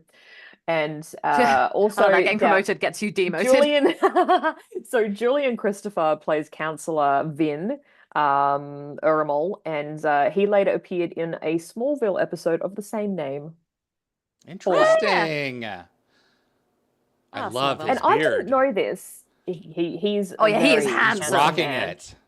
So we actually I didn't know this, but apparently we learned that Langara is like the new collective name for the planet. Yes. And it was chosen from an ancient dialect common to all three nations. You mean what they're saying right now? Yes. Yep. Yes. Apparently it was named after the golf course in Vancouver. No! And it was chosen by Paul Mully. I didn't know that. Langara is also a city. Of course. Yeah. It is, yeah. Yeah, but Kelowna was also a city, so it made sense to continue the tradition and give it another Canadian city name. Yeah. Brilliant. Yeah, you guys dumb? So dumb. Honestly, this planet it never ceases to piss me off. Yeah. It's amazing how blind hatred and rage can help you miss the most obvious of facts. Yeah. But my people could not relate to that at all. Your people. Yeah. Meaning the human race. Yeah. Get a grip, guys. All right, so Sam sketches the process of nuclear fusion on this blackboard and misspells deuterium as deutrinium, but it could have been intentional because trinium, the whole trinium thing. So she might have just been kind of like blending the words together in her Sam way and renaming something. Yeah. And yeah, I was gonna mention as well the similarities with the core, which have obviously gone through, and also on top of what you've mentioned about the actual drilling machine, the two stories also do feature teams of specialists facing extreme conditions, technical failures, and heroic sacrifices. The core is actually a lot better, I think, than people give it credit for. But we just missed the slight little tell that something may not be as it seems by Carter saying, you know much more than you would normally. Yeah, exactly. Well, don't forget to thank my master ball. Suppress the symbiote. Yeah. Suppressing the symbiote. Symbiote juju. They don't want anyone's spidey senses. Symbiote juice. Yeah. Yeah. So I was going to mention as well with the whole Corin and Emily having similar hairstyles. So Joseph Malozzi was concerned that it might make their characters appear related. Yeah, they look like Their siblings or romantic cousins. scenes a little bit weird. Yeah. Oh, come on. Kelowna and Langara, there's more fish in the sea. There are 5,000 people else in this world. So. Yeah, what was that? I think it was a tremor. Yes. It was a tremor because of the fallout. Everything's going wrong. I think these guys need to do better when they're on alien planets and some hot scientist lady comes over and knows a lot of things. They should know better by now. Never In the goes well. background, in a second, you'll see Martin Wood. He's helping Scylla push this cart Amazing. behind Major Sam. Wood. Oh, I've never noticed that. That's great. So, These I just wanna say Poppins are terrific. Now, my what he needs to do uncle- is pass by behind Hammond now with Scylla. Oh, That's he's what so needs to good. happen. He's so good. So my uncle is a stunt guy for like Marvel and stuff like that. He does a lot of films and TV. And I was telling him about Dan Shay being Scylla, and I was like, there are episodes where he's not even doing anything stunt related. He's just there because he just became kind of like a Stargate meme. You know, he was just always there. And I showed him a couple moments, and my uncle was like, he's just always employed, and he's not even doing stunts half the time. I'm like, yeah, because he became like a running gag, and it's amazing. And my uncle was like, I'm so jealous. Like, I would love that career. That's the ultimate job. Yeah. So, on Gate Worlds, they pointed out the irony of Kelowna's situation, that the weapon designed to save them, like the Nequadria bomb, became their greatest threat. I And it know. sort of echoes the Tolans with their ion cannons. leading to their Humanity, you know, downfall. just keep blowing Yeah. ourselves up. Good. Also, they just mentioned, so it was a bit of a continuity Madronas issue and with Madrona. Yeah, Madronans. I've chewed on it for years with the Omnipedia. Yeah. So. Yeah. So Tilk refers to the homeworld as Madronas, but it was Madrona in Touchstone and Disclosure. Just So like didn't pick it Galaxy up. of Ida in the Fifth Race and Othala in New Order Part 1. You just Yeah. can't win, guys. That's a good point. Yeah.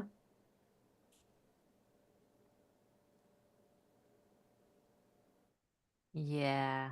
Kind of sort of reminds me of it's totally off topic, but one of my favorite period dramas, Sanditon, they forgot that they'd given one of the characters a surname in season amazing. 1 Amazing. and then gave her a completely different surname without any backstory in like the following Where are the season, because continuity there was a people on these gap shows? You are There was a allowed to gap in remarry. and different writers. Yeah. Oh, that's true too. Yeah. I'd say allowed to remarry in that period of time, it would be scandalous. Oh, it was scandalous. Jillian's great in this. I really think wish she's that B awesome. story was there, because Jillian actually talked about Dreylock's political ambitions. I approached it just yeah. assuming that she was just a wonderful diplomat and ambassador, and she's like, not necessarily. She did have political ambitions. I'm like, I never thought of that. Of course, she's a politician. I honestly think that she is one of the best guest stars on this show. She's terrific. She always delivers, and Agreed. especially during these episodes, I don't like these episodes She based on elevates Kelowna it. very much. She really does. Yeah. She is probably my favorite part of these episodes. Sorry, Jonas.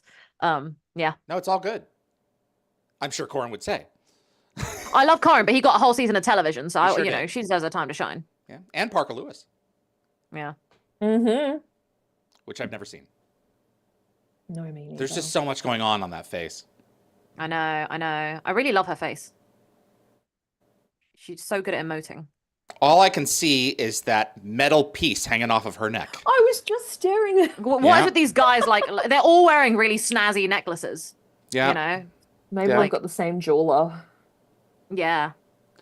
I mean, do you really think the Endari would be going to the Terranians? I was going to say, I don't think they're sharing I the don't same think so. jeweler. No, they're sharing the same planet now, Ma- which is may- about to maybe- explode. Not the Maybe same they're jeweler. like they're symbols of like their importance of like or like, you know, something to do with where my they're from. God, Just Jack. that extra little bit. Sorry, like he's sort of losing his patience with another set of stubborn allies who can't see past their own interests. Lock 'em in a room together like he despite doesn't see facing them. Right, extinction. exactly. But The- it's also yeah. kind of similar to Red Sky as well. Yeah. They just I can't do see love that when past- his general is so irresponsible next season when he's like, hey, just lock the door, don't let them out for a few days. And it's just That's like, it. what? Yep. Well, fun fact, apparently this episode first aired on RDA's 54th birthday. Wow. There we go. Damn. And this is a great way to skip a couple 3 days of shooting. Just walk away from the negotiating table. Exactly. Yeah, look at that. Doesn't he come in and save the day in the end, like Han Solo? Yes. Brilliant. Also, can I just say, RDA 54, woo, he is smoking. Honestly, I want to age as well as him.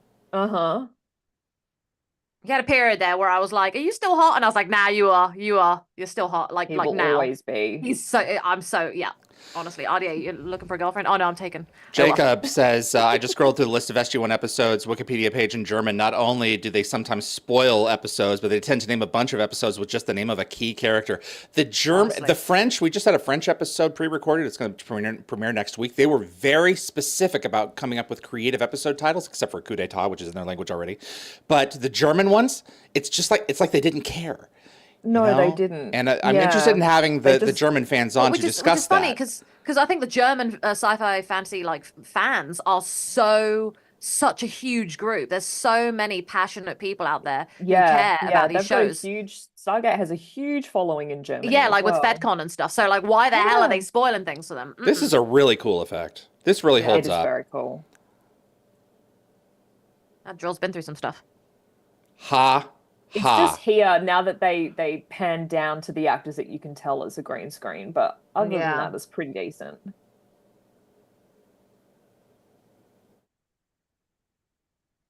Big drill. The Colonin DUEV. Cool. I do love her little jumpsuit. It reminds me a lot of Weir's. Yeah. I think she looks great. Yeah. Before Be All My Sins Remembered. So I believe as a cost-saving measure, the interior set was partially built from the repurposed Cerberus spaceship from Space Race. Makes sense. And the chairs are from the Prometheus set. Yep. And they're painted for use on this set. And I think the production designer, Bridget McGuire, added like these low ceilings and lots of pipes and gadgets to enhance this really confined feel. I love the typewriter keyboards. Yeah, me too. I was going to say that. Yes. Digital screens. Yeah. Just do ticker tape. The whole mission, just make it ticker tape. Have reached Quadria vein. Stop. Yeah. I actually kind of like the aesthetic. Now, I do feel bad that every time one of these people like decides to have some sort of romantic entanglement, it goes so wrong. It's just like, guys, none of you can get laid except Teal, who's doing great with Ishtar, 10 out of 10. Sorry, but everyone else. So, Gate Worlds appreciated seeing like the natural, easy rapport back between Sam and Jonas. Yeah, like despite the high stakes situation, they quickly fell on back to their previous working relationship, with Sam even teasing Jonas about Kiana. Yeah. And Jonas responding with that sort of that blushing denial that he has, showing, character continuity despite their time apart. Which symbiote breath.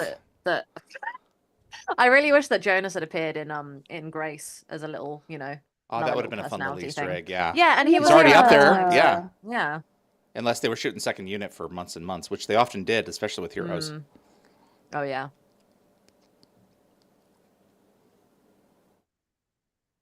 Oh, dear. Oh, dear, it's that. Oh, we withheld it for good reasons. Oh, it's problematic. Yeah, but we did just bomb the hell out of you guys just a few months ago, so, It's probably the only reason they're sitting there. Yeah, get over it.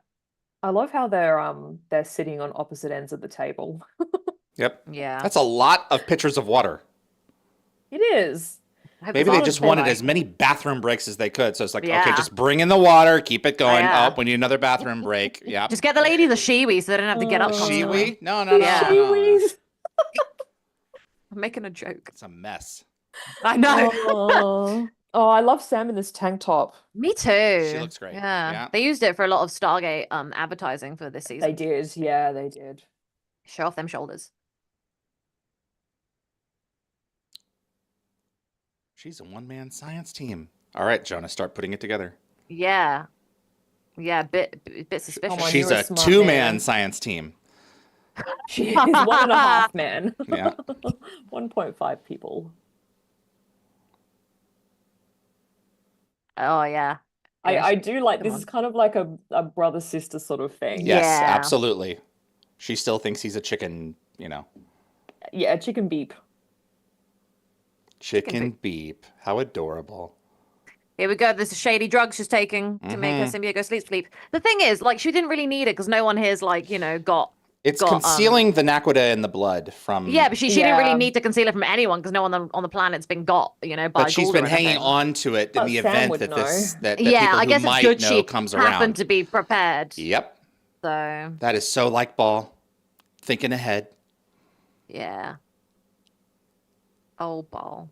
So I think when creating this character of Kiana, Paul Mully wanted to develop a more layered Goa'uld character who wasn't a system lord, wasn't a big villain. So much for my empire. Clearly, clear-cut evil. Yeah. And I think Gateworld notes that Kiana's Goa'uld represents an intriguing middle ground between typical Goa'uld and Tok'ra, sort of showing interest in humans as more than just hosts to be dominated. That's how the Tok'ra came to be. Character raises questions about whether the inherent evil of a Goa'uld might be overcome.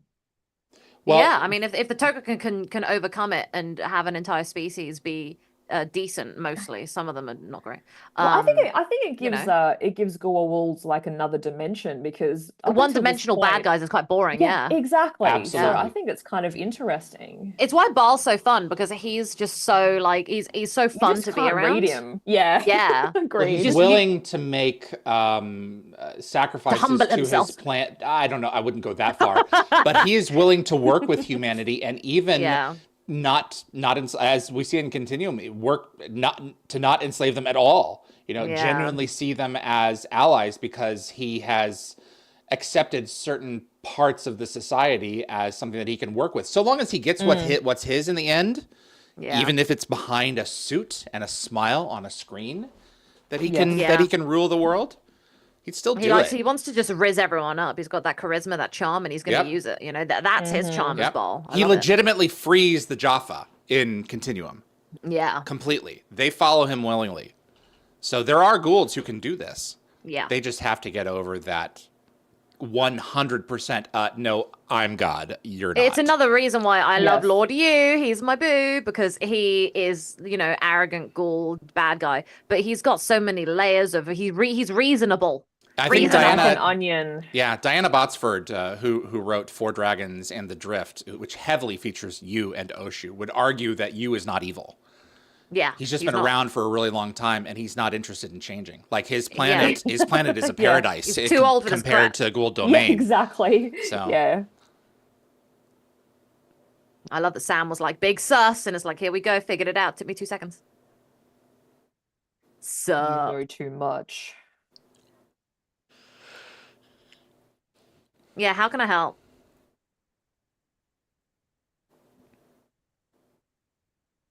Oof. I feel so bad for Jonas. It's just every time these people get back in the saddle, it always goes wrong. It's so sad.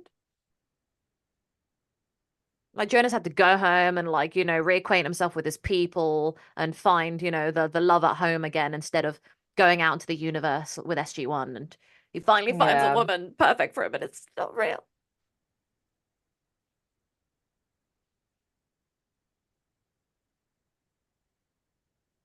I love this scene. Oh, so so Kiana is Colonan. Okay. Yeah. I forgot. But the thing is, it's just so sad because, when she goes, it's just Jonas had a relationship with someone that's not even real. So it's like, yeah.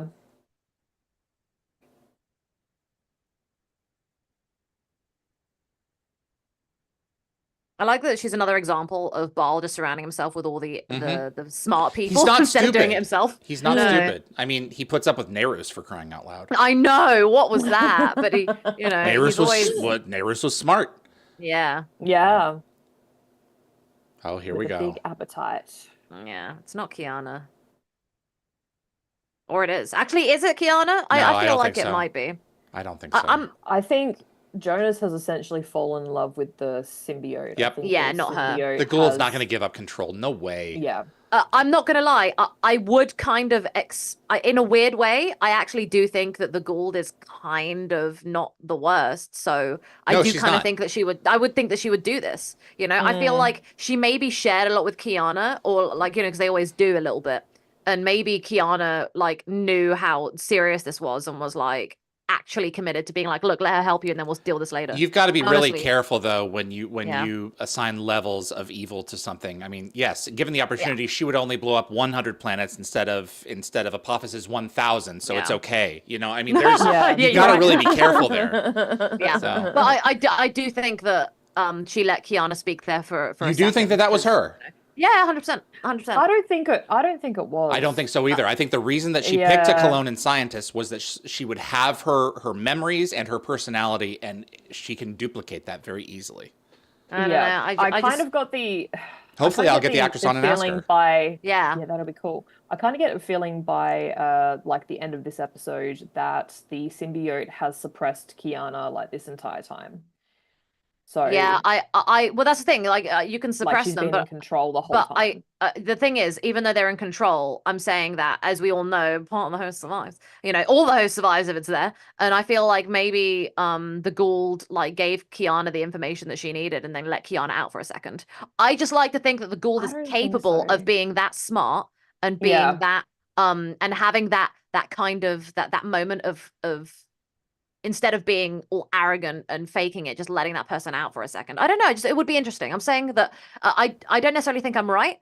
I would like to be right, because I would like for the Gould to do something other than lie like that. No, I understand. But you have to remember that the Gould, while they are in the body of a host, are capable of physically and psychologically torturing that host. Yes. Inside of a living nightmare. So if it gives you a moment to speak after 7, 8, 9 months of being in control, wouldn't you be like, please get it out of me? I'm in so much pain. Not, Jonas, you gotta believe her, even though she's been torturing me, and please get her out. I just really want it to be the case. Yeah. It's just what I wish, you know? I just think that essentially Jonas has fallen in love with a symbiote. Hey, you know what? He always falls for the bad girl. You always does. Yeah. Well, it's kind of reminiscent, but different from the whole Tok'ra, Freya, and Nis situation, where the host, has feelings for Jack, but the symbiote was attracted to Daniel. I love it. The snake likes you. It's so good. The snake likes you. Honestly, I would have loved to see Daniel and the snake out on a date.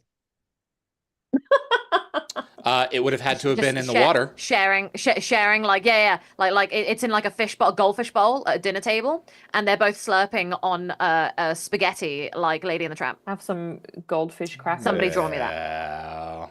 Yeah.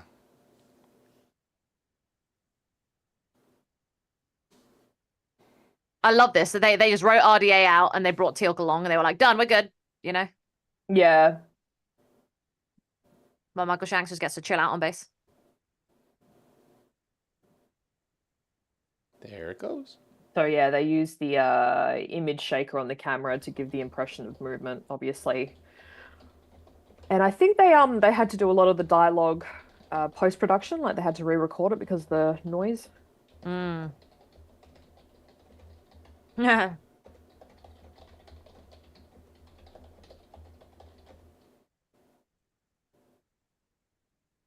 Well, it's Baal. Like, he's not that bad.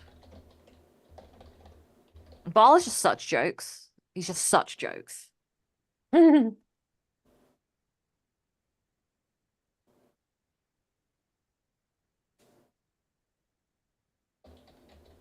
Yeah. I love her. Oh, for sure.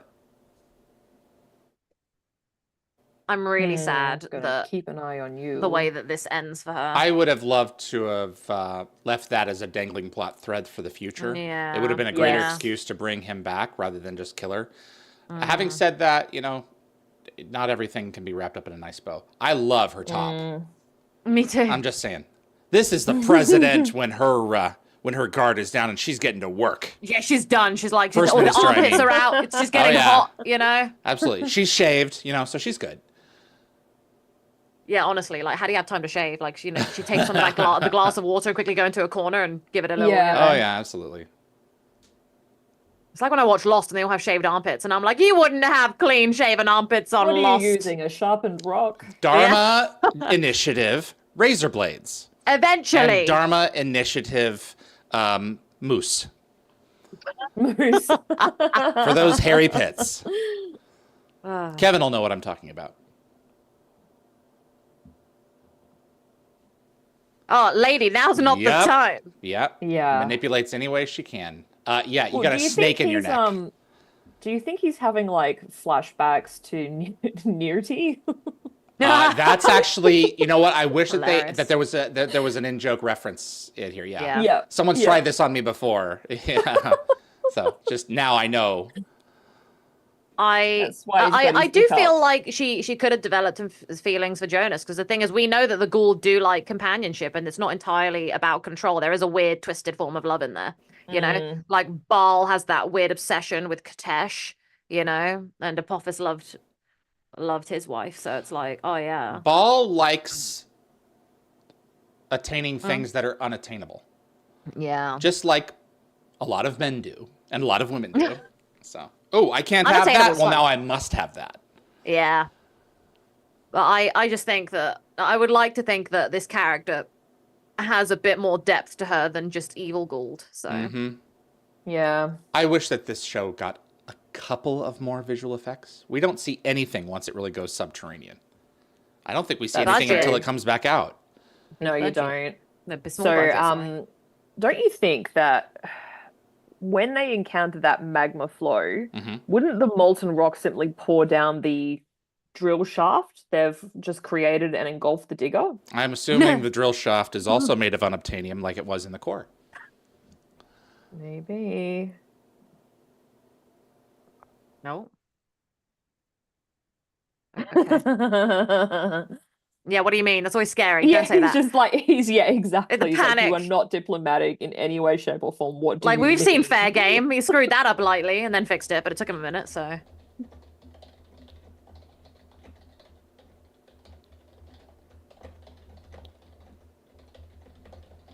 Yeah.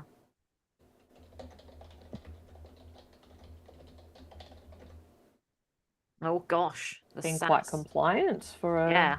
warlord. There's a bit of a measuring competition there on who's got the bigger appendage right now. Ooh. And it's Sam. She knows her stuff.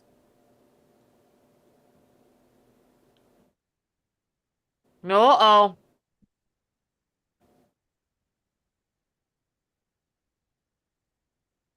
I do love this Gould. I'm devastated. It was so... Ugh. I love the Teal'c. Like, this guy went from just the, like, main grunt of the army, just going around, just shooting stuff, and now he's Mr. sitting at a computer a lot. Like, he's learned a lot with his time on the SGC. Mm. Oh, look at that. Gave her a compliment. This reminds me of Baal when he was giving Sam a compliment, but that was so backhanded. From a woman, get smacked. Yeah, backhanded in more ways than one. Oh, so good. Just waiting for Jack. Yeah. He's like, well, what's your big moment? Oh, So I think gosh. this upcoming scene with Jack kind of contrasts with earlier episodes like Enigma and Politics, where Jack sort of struggled to contain his disdain for diplomatic proceedings, and I think it kind of shows a sort of an evolution from being like dismissively disrespectful to sort of strategically direct. Yeah, he's growing. Yeah. Yeah. Oh, this is so spicy. I love this. Screw you. Hammond, Bye. I mean, just would be so pissed. But maybe not. Maybe he's just like, okay, this is where we are now. Well, they've got to find a way to manipulate these people into being compliant. Otherwise, what are they going to do? There's nothing left. And they're asking That's for what you each get to for have their own dicking around. planet. I mean, come on, that's exactly right. You said dicking around. Yep. I love that so Yep. much. He did. His second But it penis just- reference in a season. Yeah. Just A lot the of way appendages. he said it is so calmly. And this is an episode all about drilling too. What an episode. That's true. Yeah. Almost there. Thank you, Evie. Thank you. Evie just can't handle all my appendage comments. Oh, dear. Oh man. We're having a lot of fun this time. Last episode, we were Okay, like so- analyzing it. Now it's like, ooh. Well, I mean, there was, I have fewer notes for this episode. we can tell. Yeah. The chat's like, whew, No, we really do appreciate your notes. No, but, I love mean, it, Yvie. I think that there is a balance from the amount of notes. Oh, last episode, there was so much information. It was really interesting. Yeah. Though. I think there's just so much to say. I wish that the episode was like an hour long, so we had like more time to go over the notes. We could always play it at using 0.75 speed. Yeah, Ugh. you could. Yeah. Absolutely. I mean, we get more Stargate out of it. Evie, did you have something to say about the scene? I was going to say something in a second. So Ooh. there's sort of, if you keep an ear out, there's kind of an unusual inconsistency in how Kiana's Goa'uld refers to itself and its relationship with the host. So she uses the phrase "my symbiote will protect me."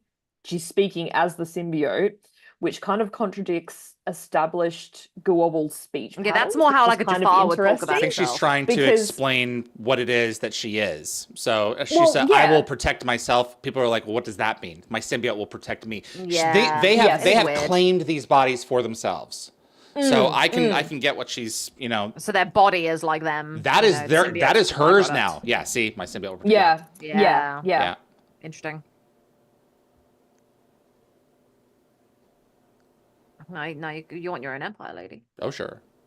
Well, there was some theories online that perhaps she's reflecting her like growing emotional connection to Jonas, causing her to adapt a more like humanized way of speaking. But it's just She wanted to make an empire and make Jonas her prince.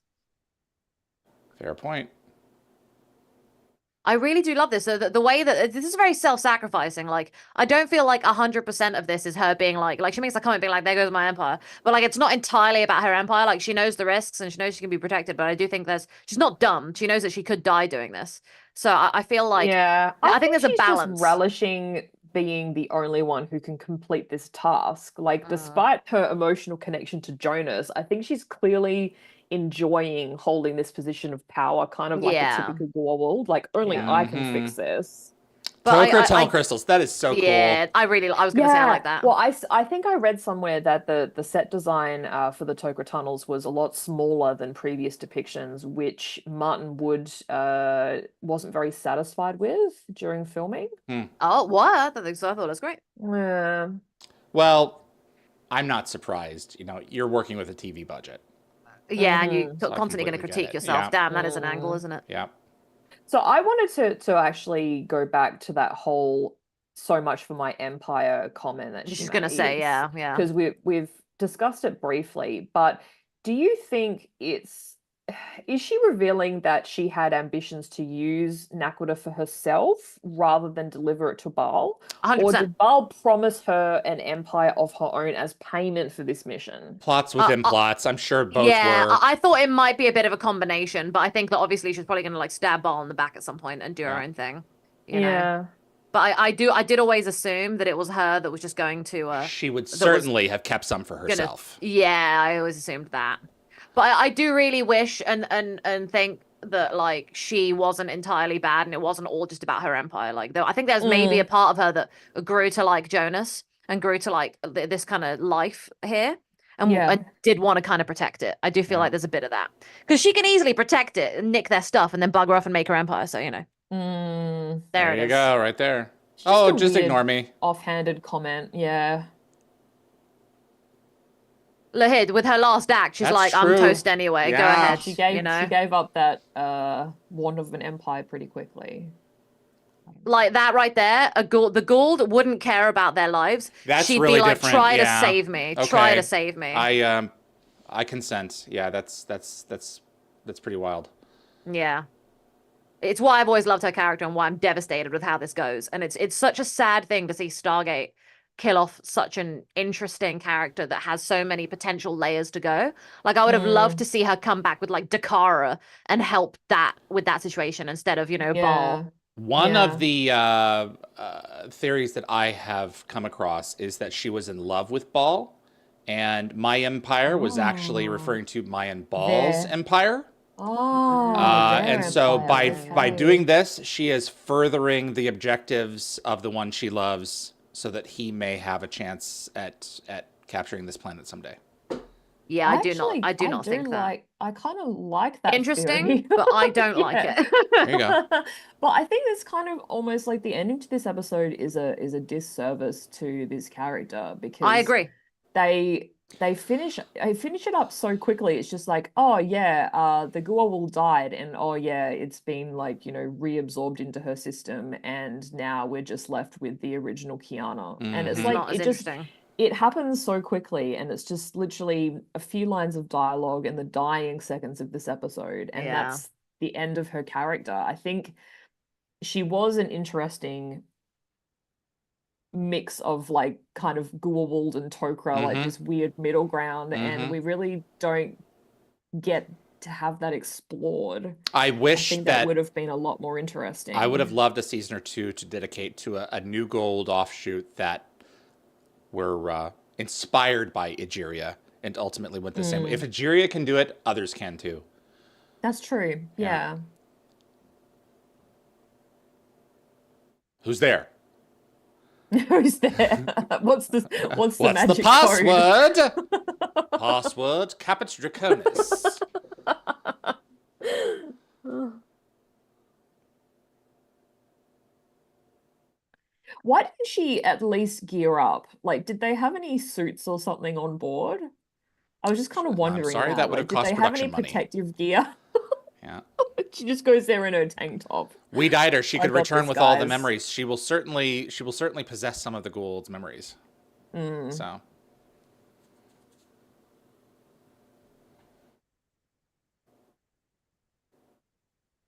don't push it. He's not a monster. That's his reason. She's still a person who probably has a family back home. Mm-hmm. Who's not going to be incinerated now in Yeah. a pile of ash? Exactly. Nicole, are you there? Yeah, sorry, I just got a text from a friend about something important. Ah, very good. Yeah, it's There all we go, right. We're sorry. chopped liver. Like, you're not chopped liver. They're going through something. Well, you know what? There we go. No, I just had to tell them to politely go away. Take your and calm down. time. Take your time. So this is only Fallout. Hey, Vern, how you doing? Hey. Aw.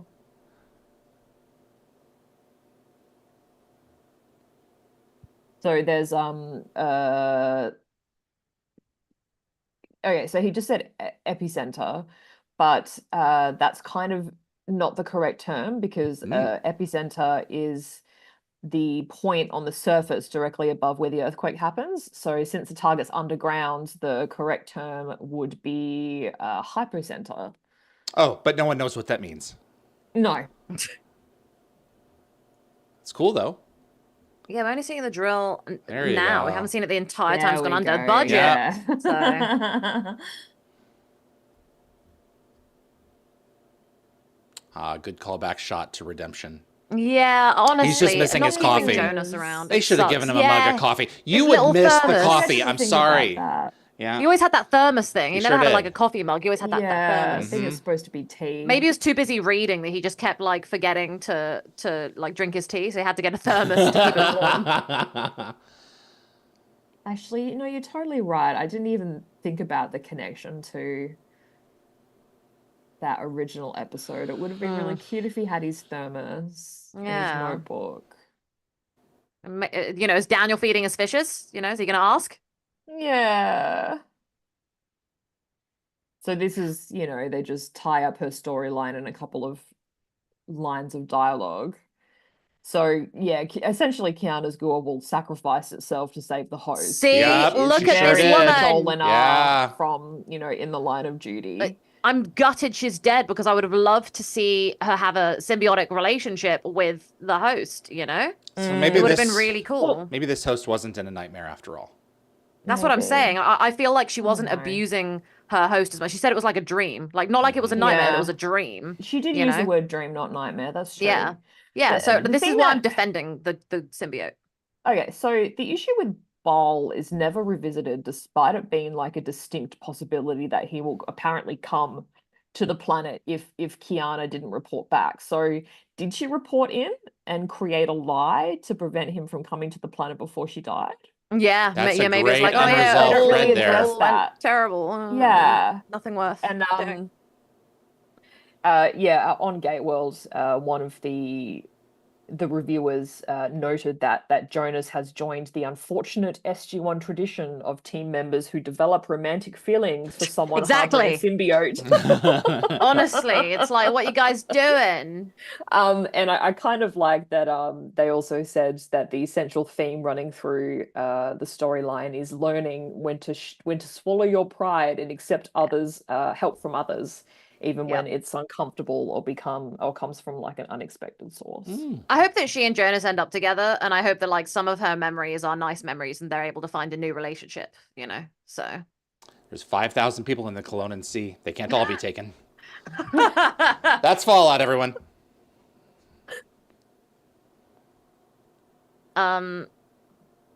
Yeah. So you asked for what kind of an image with Daniel and him. So Daniel and the symbiote. The symbiote's in a fishbowl. And them lady and the tramping it with a bit of pasta at a dinner table. A bit of pasta. Bit of pasta. Pasta.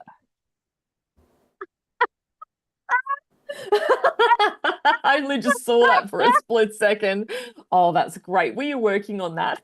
I was. Is that why you went quiet for a bit, David? Didn't you hear me typing away? Oh my I thought I did, but I was like, nah, it's nothing. I'm not gonna lie. That is actually incredible. I love that so much. That's so funny. Oh, the internet, what a silly place. I was trying to use a little bit of AI to give us all Jonas-inspired haircuts, but I just couldn't get it to work. I thought that would have been really funny. Honestly, you should have just done that thing you did for like the birthday thing, where we were of us holding the cake when we were in Canada. You should have just done that, but with haircuts, and just copied and pasted Jonas's hair on all of us. No, I didn't have time in the end. It was a busy weekend, but yeah, that would have been really funny. David, I really appreciate you doing that. That was absolutely. You are welcome. It's all on the wrist. So this episode, that's your meh face. I love that Corin came back for another round. I love that Jonas had returned and that he got a shot to tell a story. It's a good one. It's a good one. I'm probably going to give it a 4. I like the wrap up for this planet. And I love that we get to close some doors and possibly open some new windows for the future that he might crawl out of with Kiana. But it's probably a 4 for me. Yeah, until the planet's taken over. Yeah, as a hater of Jonas's planet, this is the only episode I've actually like enjoyed that's like, you know, about the planet. Every other time I've been like, Well, it's always kind of been about the planet because of the raw mineral underneath the surface of the planet. Yeah, it's not really about the planet. It's always about that kind of stuff. So when they start, you know, being like, oh yeah, we've got political issues, I'm like, you know, bored. Yeah. So this was good. You know, I enjoyed seeing the ambassador doing a thing, being awesome. I think obviously my favorite part about this whole episode is it Kiana? Is that her name? Kiana. I think that she does an amazing like job. The actress doing the performance. I thought she was badass. As you can see, my complex feelings about the Gould are really complex in this one. This episode shows just how not evil all Gould can be. They're not black and white. There's nuance to them sometimes. And you know, I made some points earlier in the episode where you guys didn't agree with me, and then even by the end you don't agree with me, but I think you guys see why I see it that way. Absolutely. And I appreciate. No, I think I was wrong. You know, oh, you think that I didn't remember enough of the episode. Yeah. Oh, thanks, David. Okay. So you think that Kiana was the true Kiana was peeking? I think it's entirely possible. Yeah. Yeah, I just think that she wasn't as horrible and like as you know, full of torture as other Gould are. You know, she wasn't that kind of symbiote. And I think that people like her, or the symbiotes like her, are the reason that the Toga exists today, which is why I think that she's awesome. I'm gonna give this a 4. I wish I could give it a 5. I really want to, but I just don't think it deserves it. So I'm gonna give it a 4. But honestly, most of that is going to is it Draylock? Is that her name again? Yes, Julian Barber. And great. And Kiana. I think those two really led the episode for me. And Corin, obviously, Corin Nemec, amazing. But I think those two guests are like, it's nice to see. She always has such presence. Really I does. love it. You know, Really does. anything that I've seen her in, I love it. And It was also, a like, coup to get present Jillian on is the a show. present. Yeah. She's has Yes. such a great, like, something about her face and her presence, just the way that she's able to emote so well. And like when I saw The Last of Us, I was like, there she is, you know, like I just immediate, like without even questioning it, I was like, that's her. That's So, exactly who that is. Like Christopher Heyerdahl. I mean, Chris Oh, yeah. Heyerdahl, He's an I don't think he's incredible actor. necessarily like pretty to look at, but there's so He's much interesting going to look on. at. Like, look at Steve Buscemi, a guy who is just yeah. like, the I mean, hell? he was a His face firefighter, is you know, and he mental. looks like he looks like a frying pan, but there's so much happening. He's just so magnetic that it's like I'll watch whatever he's in. Yeah. So Out of the fire and into the Frying fry pan. pan. with his face. Yeah. Face. Yeah, Evie? So Wonderful. I don't like this episode all that much. I quite like it. I do like You've had your that- piece. Yeah, so it's the final episode for Gillian Barber and it's the final episode right. for Corinne Nemec. Yeah. And it Lot of was lost. I did like that they enabled Corin to come back for one last hurrah and sort of tie up some of his character's storyline.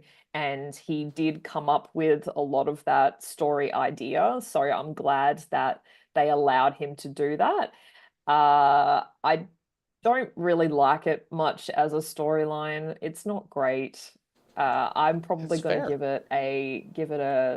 going to give it a 3. Okay. I don't like I the think it's episode, so I'm going to 1. give it 3 out of 7, even though there's 2 and 1 out of 7, which means I think there I are really don't like stinkier and I it's hate not are terrible. underneath. It's Stinky not ones. terrible. Yeah. It's not terrible. Like I will sit there and watch it, but I will also happily skip it. I don't. No, think I've got it. really I've got adds Evie's- too much. I've to got your the rating down. overall storyline. I've got it. Yeah. 1 point for Jonas, 1 point for Kiana, 1 point for Draylock. There you go. That's Evie's points. Done. That sounds like a good See, idea. see, that's Yeah, what. it's That's kind how of- she. We figures have it a out. winner. It is sad that they didn't really do much more with Kiana's Goa'uld because she is kind of an interesting mix of Goa'uld and Tok'ra. That's why I really like this episode. I really want to give it a 5 because of how I don't know why I'm so intrigued by villainous characters who aren't entirely villainous. You know, I'm always a sucker for the villain, and I just think that she's just a fantastic part of this episode, and that's why I really want to give it a 5. I'm sticking at 4. Oh, So- I did like the 1940s aesthetic as well. Yeah, it was fun. I love was cool. that you The typewriters.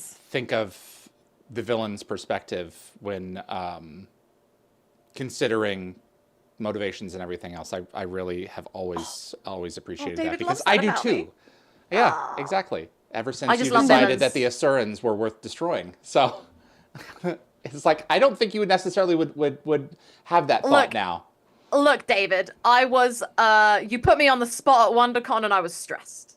So, When are honestly, you not? what a question. David was like, so you're okay with the entire annihilation of a species? And I went, I just panicked. I was like, got no answer there, David. Yep, you screwed me. And then I went out and I was like, David is mean. So I don't actually think you're mean, but that was really, honestly, we had a good laugh. Was I his surrounded job. by a group of people?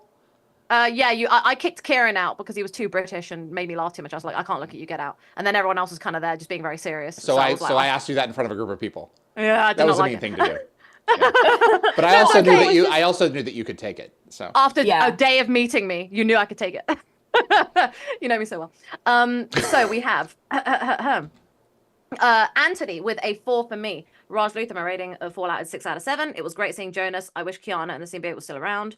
She was behaving more Tok'ra-like, exactly, and wish that was addressed and she switched allegiances. Yeah, I would have loved it. I would have loved to find a balance there. You know, we don't get to see any Tok'ra really made in Stargate. They're often always just evil, like with Sharnock, you know. It's very sad.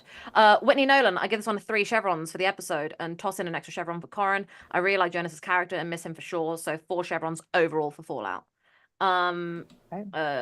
Gecko Fett, I'm giving it a 5 out of 7. Would be 4, but O'Neill's humor is the one that gave it an extra point. I love that. Barely there, but his comedy raises it up. Jed Ted, 6 chevrons for Jonas and tank top team Sam and Jack. Sorry, that's what Sam feels. Yes, for the 100%. tank They were tops. going around with the tank tops. It was sweaty down there in the underground. oh boy. Lockwatcher, this is a 5. Jonas returns, bad haircuts, fun story, and hot gould. I would have given it a higher score, but that's not my fault. That's what you get for dicking around. Great Jack quote. Nice callback. Nice look. Yeah. Watcher. Kevin Weaver, I'll have to give this episode a 4. Nice to see a Gould who could have been leaning more towards a Tok'ra, and Jonas is always a delight. Candy Mitch, 5 chevrons. Jacob, 5 chevrons. Great to see Jonas. Plot is interesting enough. Kiana's Gould is one of the more interesting ones in the show. Julian Barber stands out. And damn, Ben, 3 out of 7. Yeah, I really want to give this a 5, but I think it's just under. But I prefer this episode. I've given both Grace and Fallout the same rating, but I prefer Fallout, I think, but not by much. So what you're saying is you've given Grace to Fallout. You've given Grace to Fallout. Yvie, everyone else is stealing your jokes today. I don't know what you're doing. I am off. Or I've inspired. I'll take it as I've inspired people to make terrible jokes just like me. Yeah. Rather I was with my than me being stepdad today, and he off was and not making all sorts myself. of dad jokes. So I have none in the tank because he like really like ruined my brain today with all the dad jokes. So this is just getting a bit much in a good way. I'm sure you're over it. So it's like, all right, let's move on. So are we back next week? That is certainly my understanding. So I'm looking at the calendar here. Oh, good. No freaking concerts? I can't do anything on the 25th. Freaking. You can't on the 25th? Nope, can't do the 25th. Okay. Oh, is that so that was going to be Heroes. I know. Sorry, guys. Gonna have to push that one back. All right. Yeah, No, that's absolutely. okay because then we'll get to extend Heroes out for another Oh, week. Evolution 1 and 2 is still on there. I got to fix that. Okay. So. Yeah. Okay. So Yeah, I Chimera can't and do Death Knell 25th next week. because I got stuff going on the 25th. Yep. It's all good. So. We give permission. Okay. But then I'm good after that. So. All right. Anything else, Yvie? No, I can't think of anything. All right. Oh yeah. Also, forgot to say, Happy Mother's Day, guys. It's not Mother's Day for me because I'm in the UK, but I know it's America. David, are you a bad son? I wished her this morning, but I haven't wished her on air. Happy Mother's Day, Mother.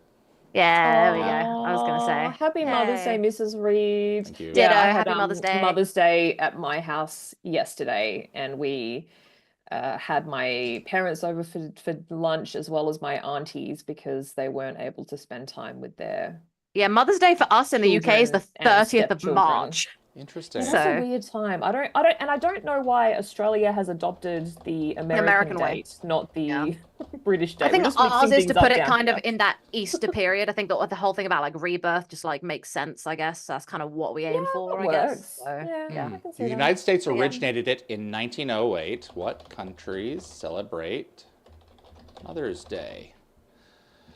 Japan, Mexico, Poland, France, Norway, Ethiopia, Thailand, India, Nicaragua, United Kingdom, Brazil, Germany, Guernsey, Malawi, Russia, Australia, China, Egypt, Philippines, Portugal, and the US of A.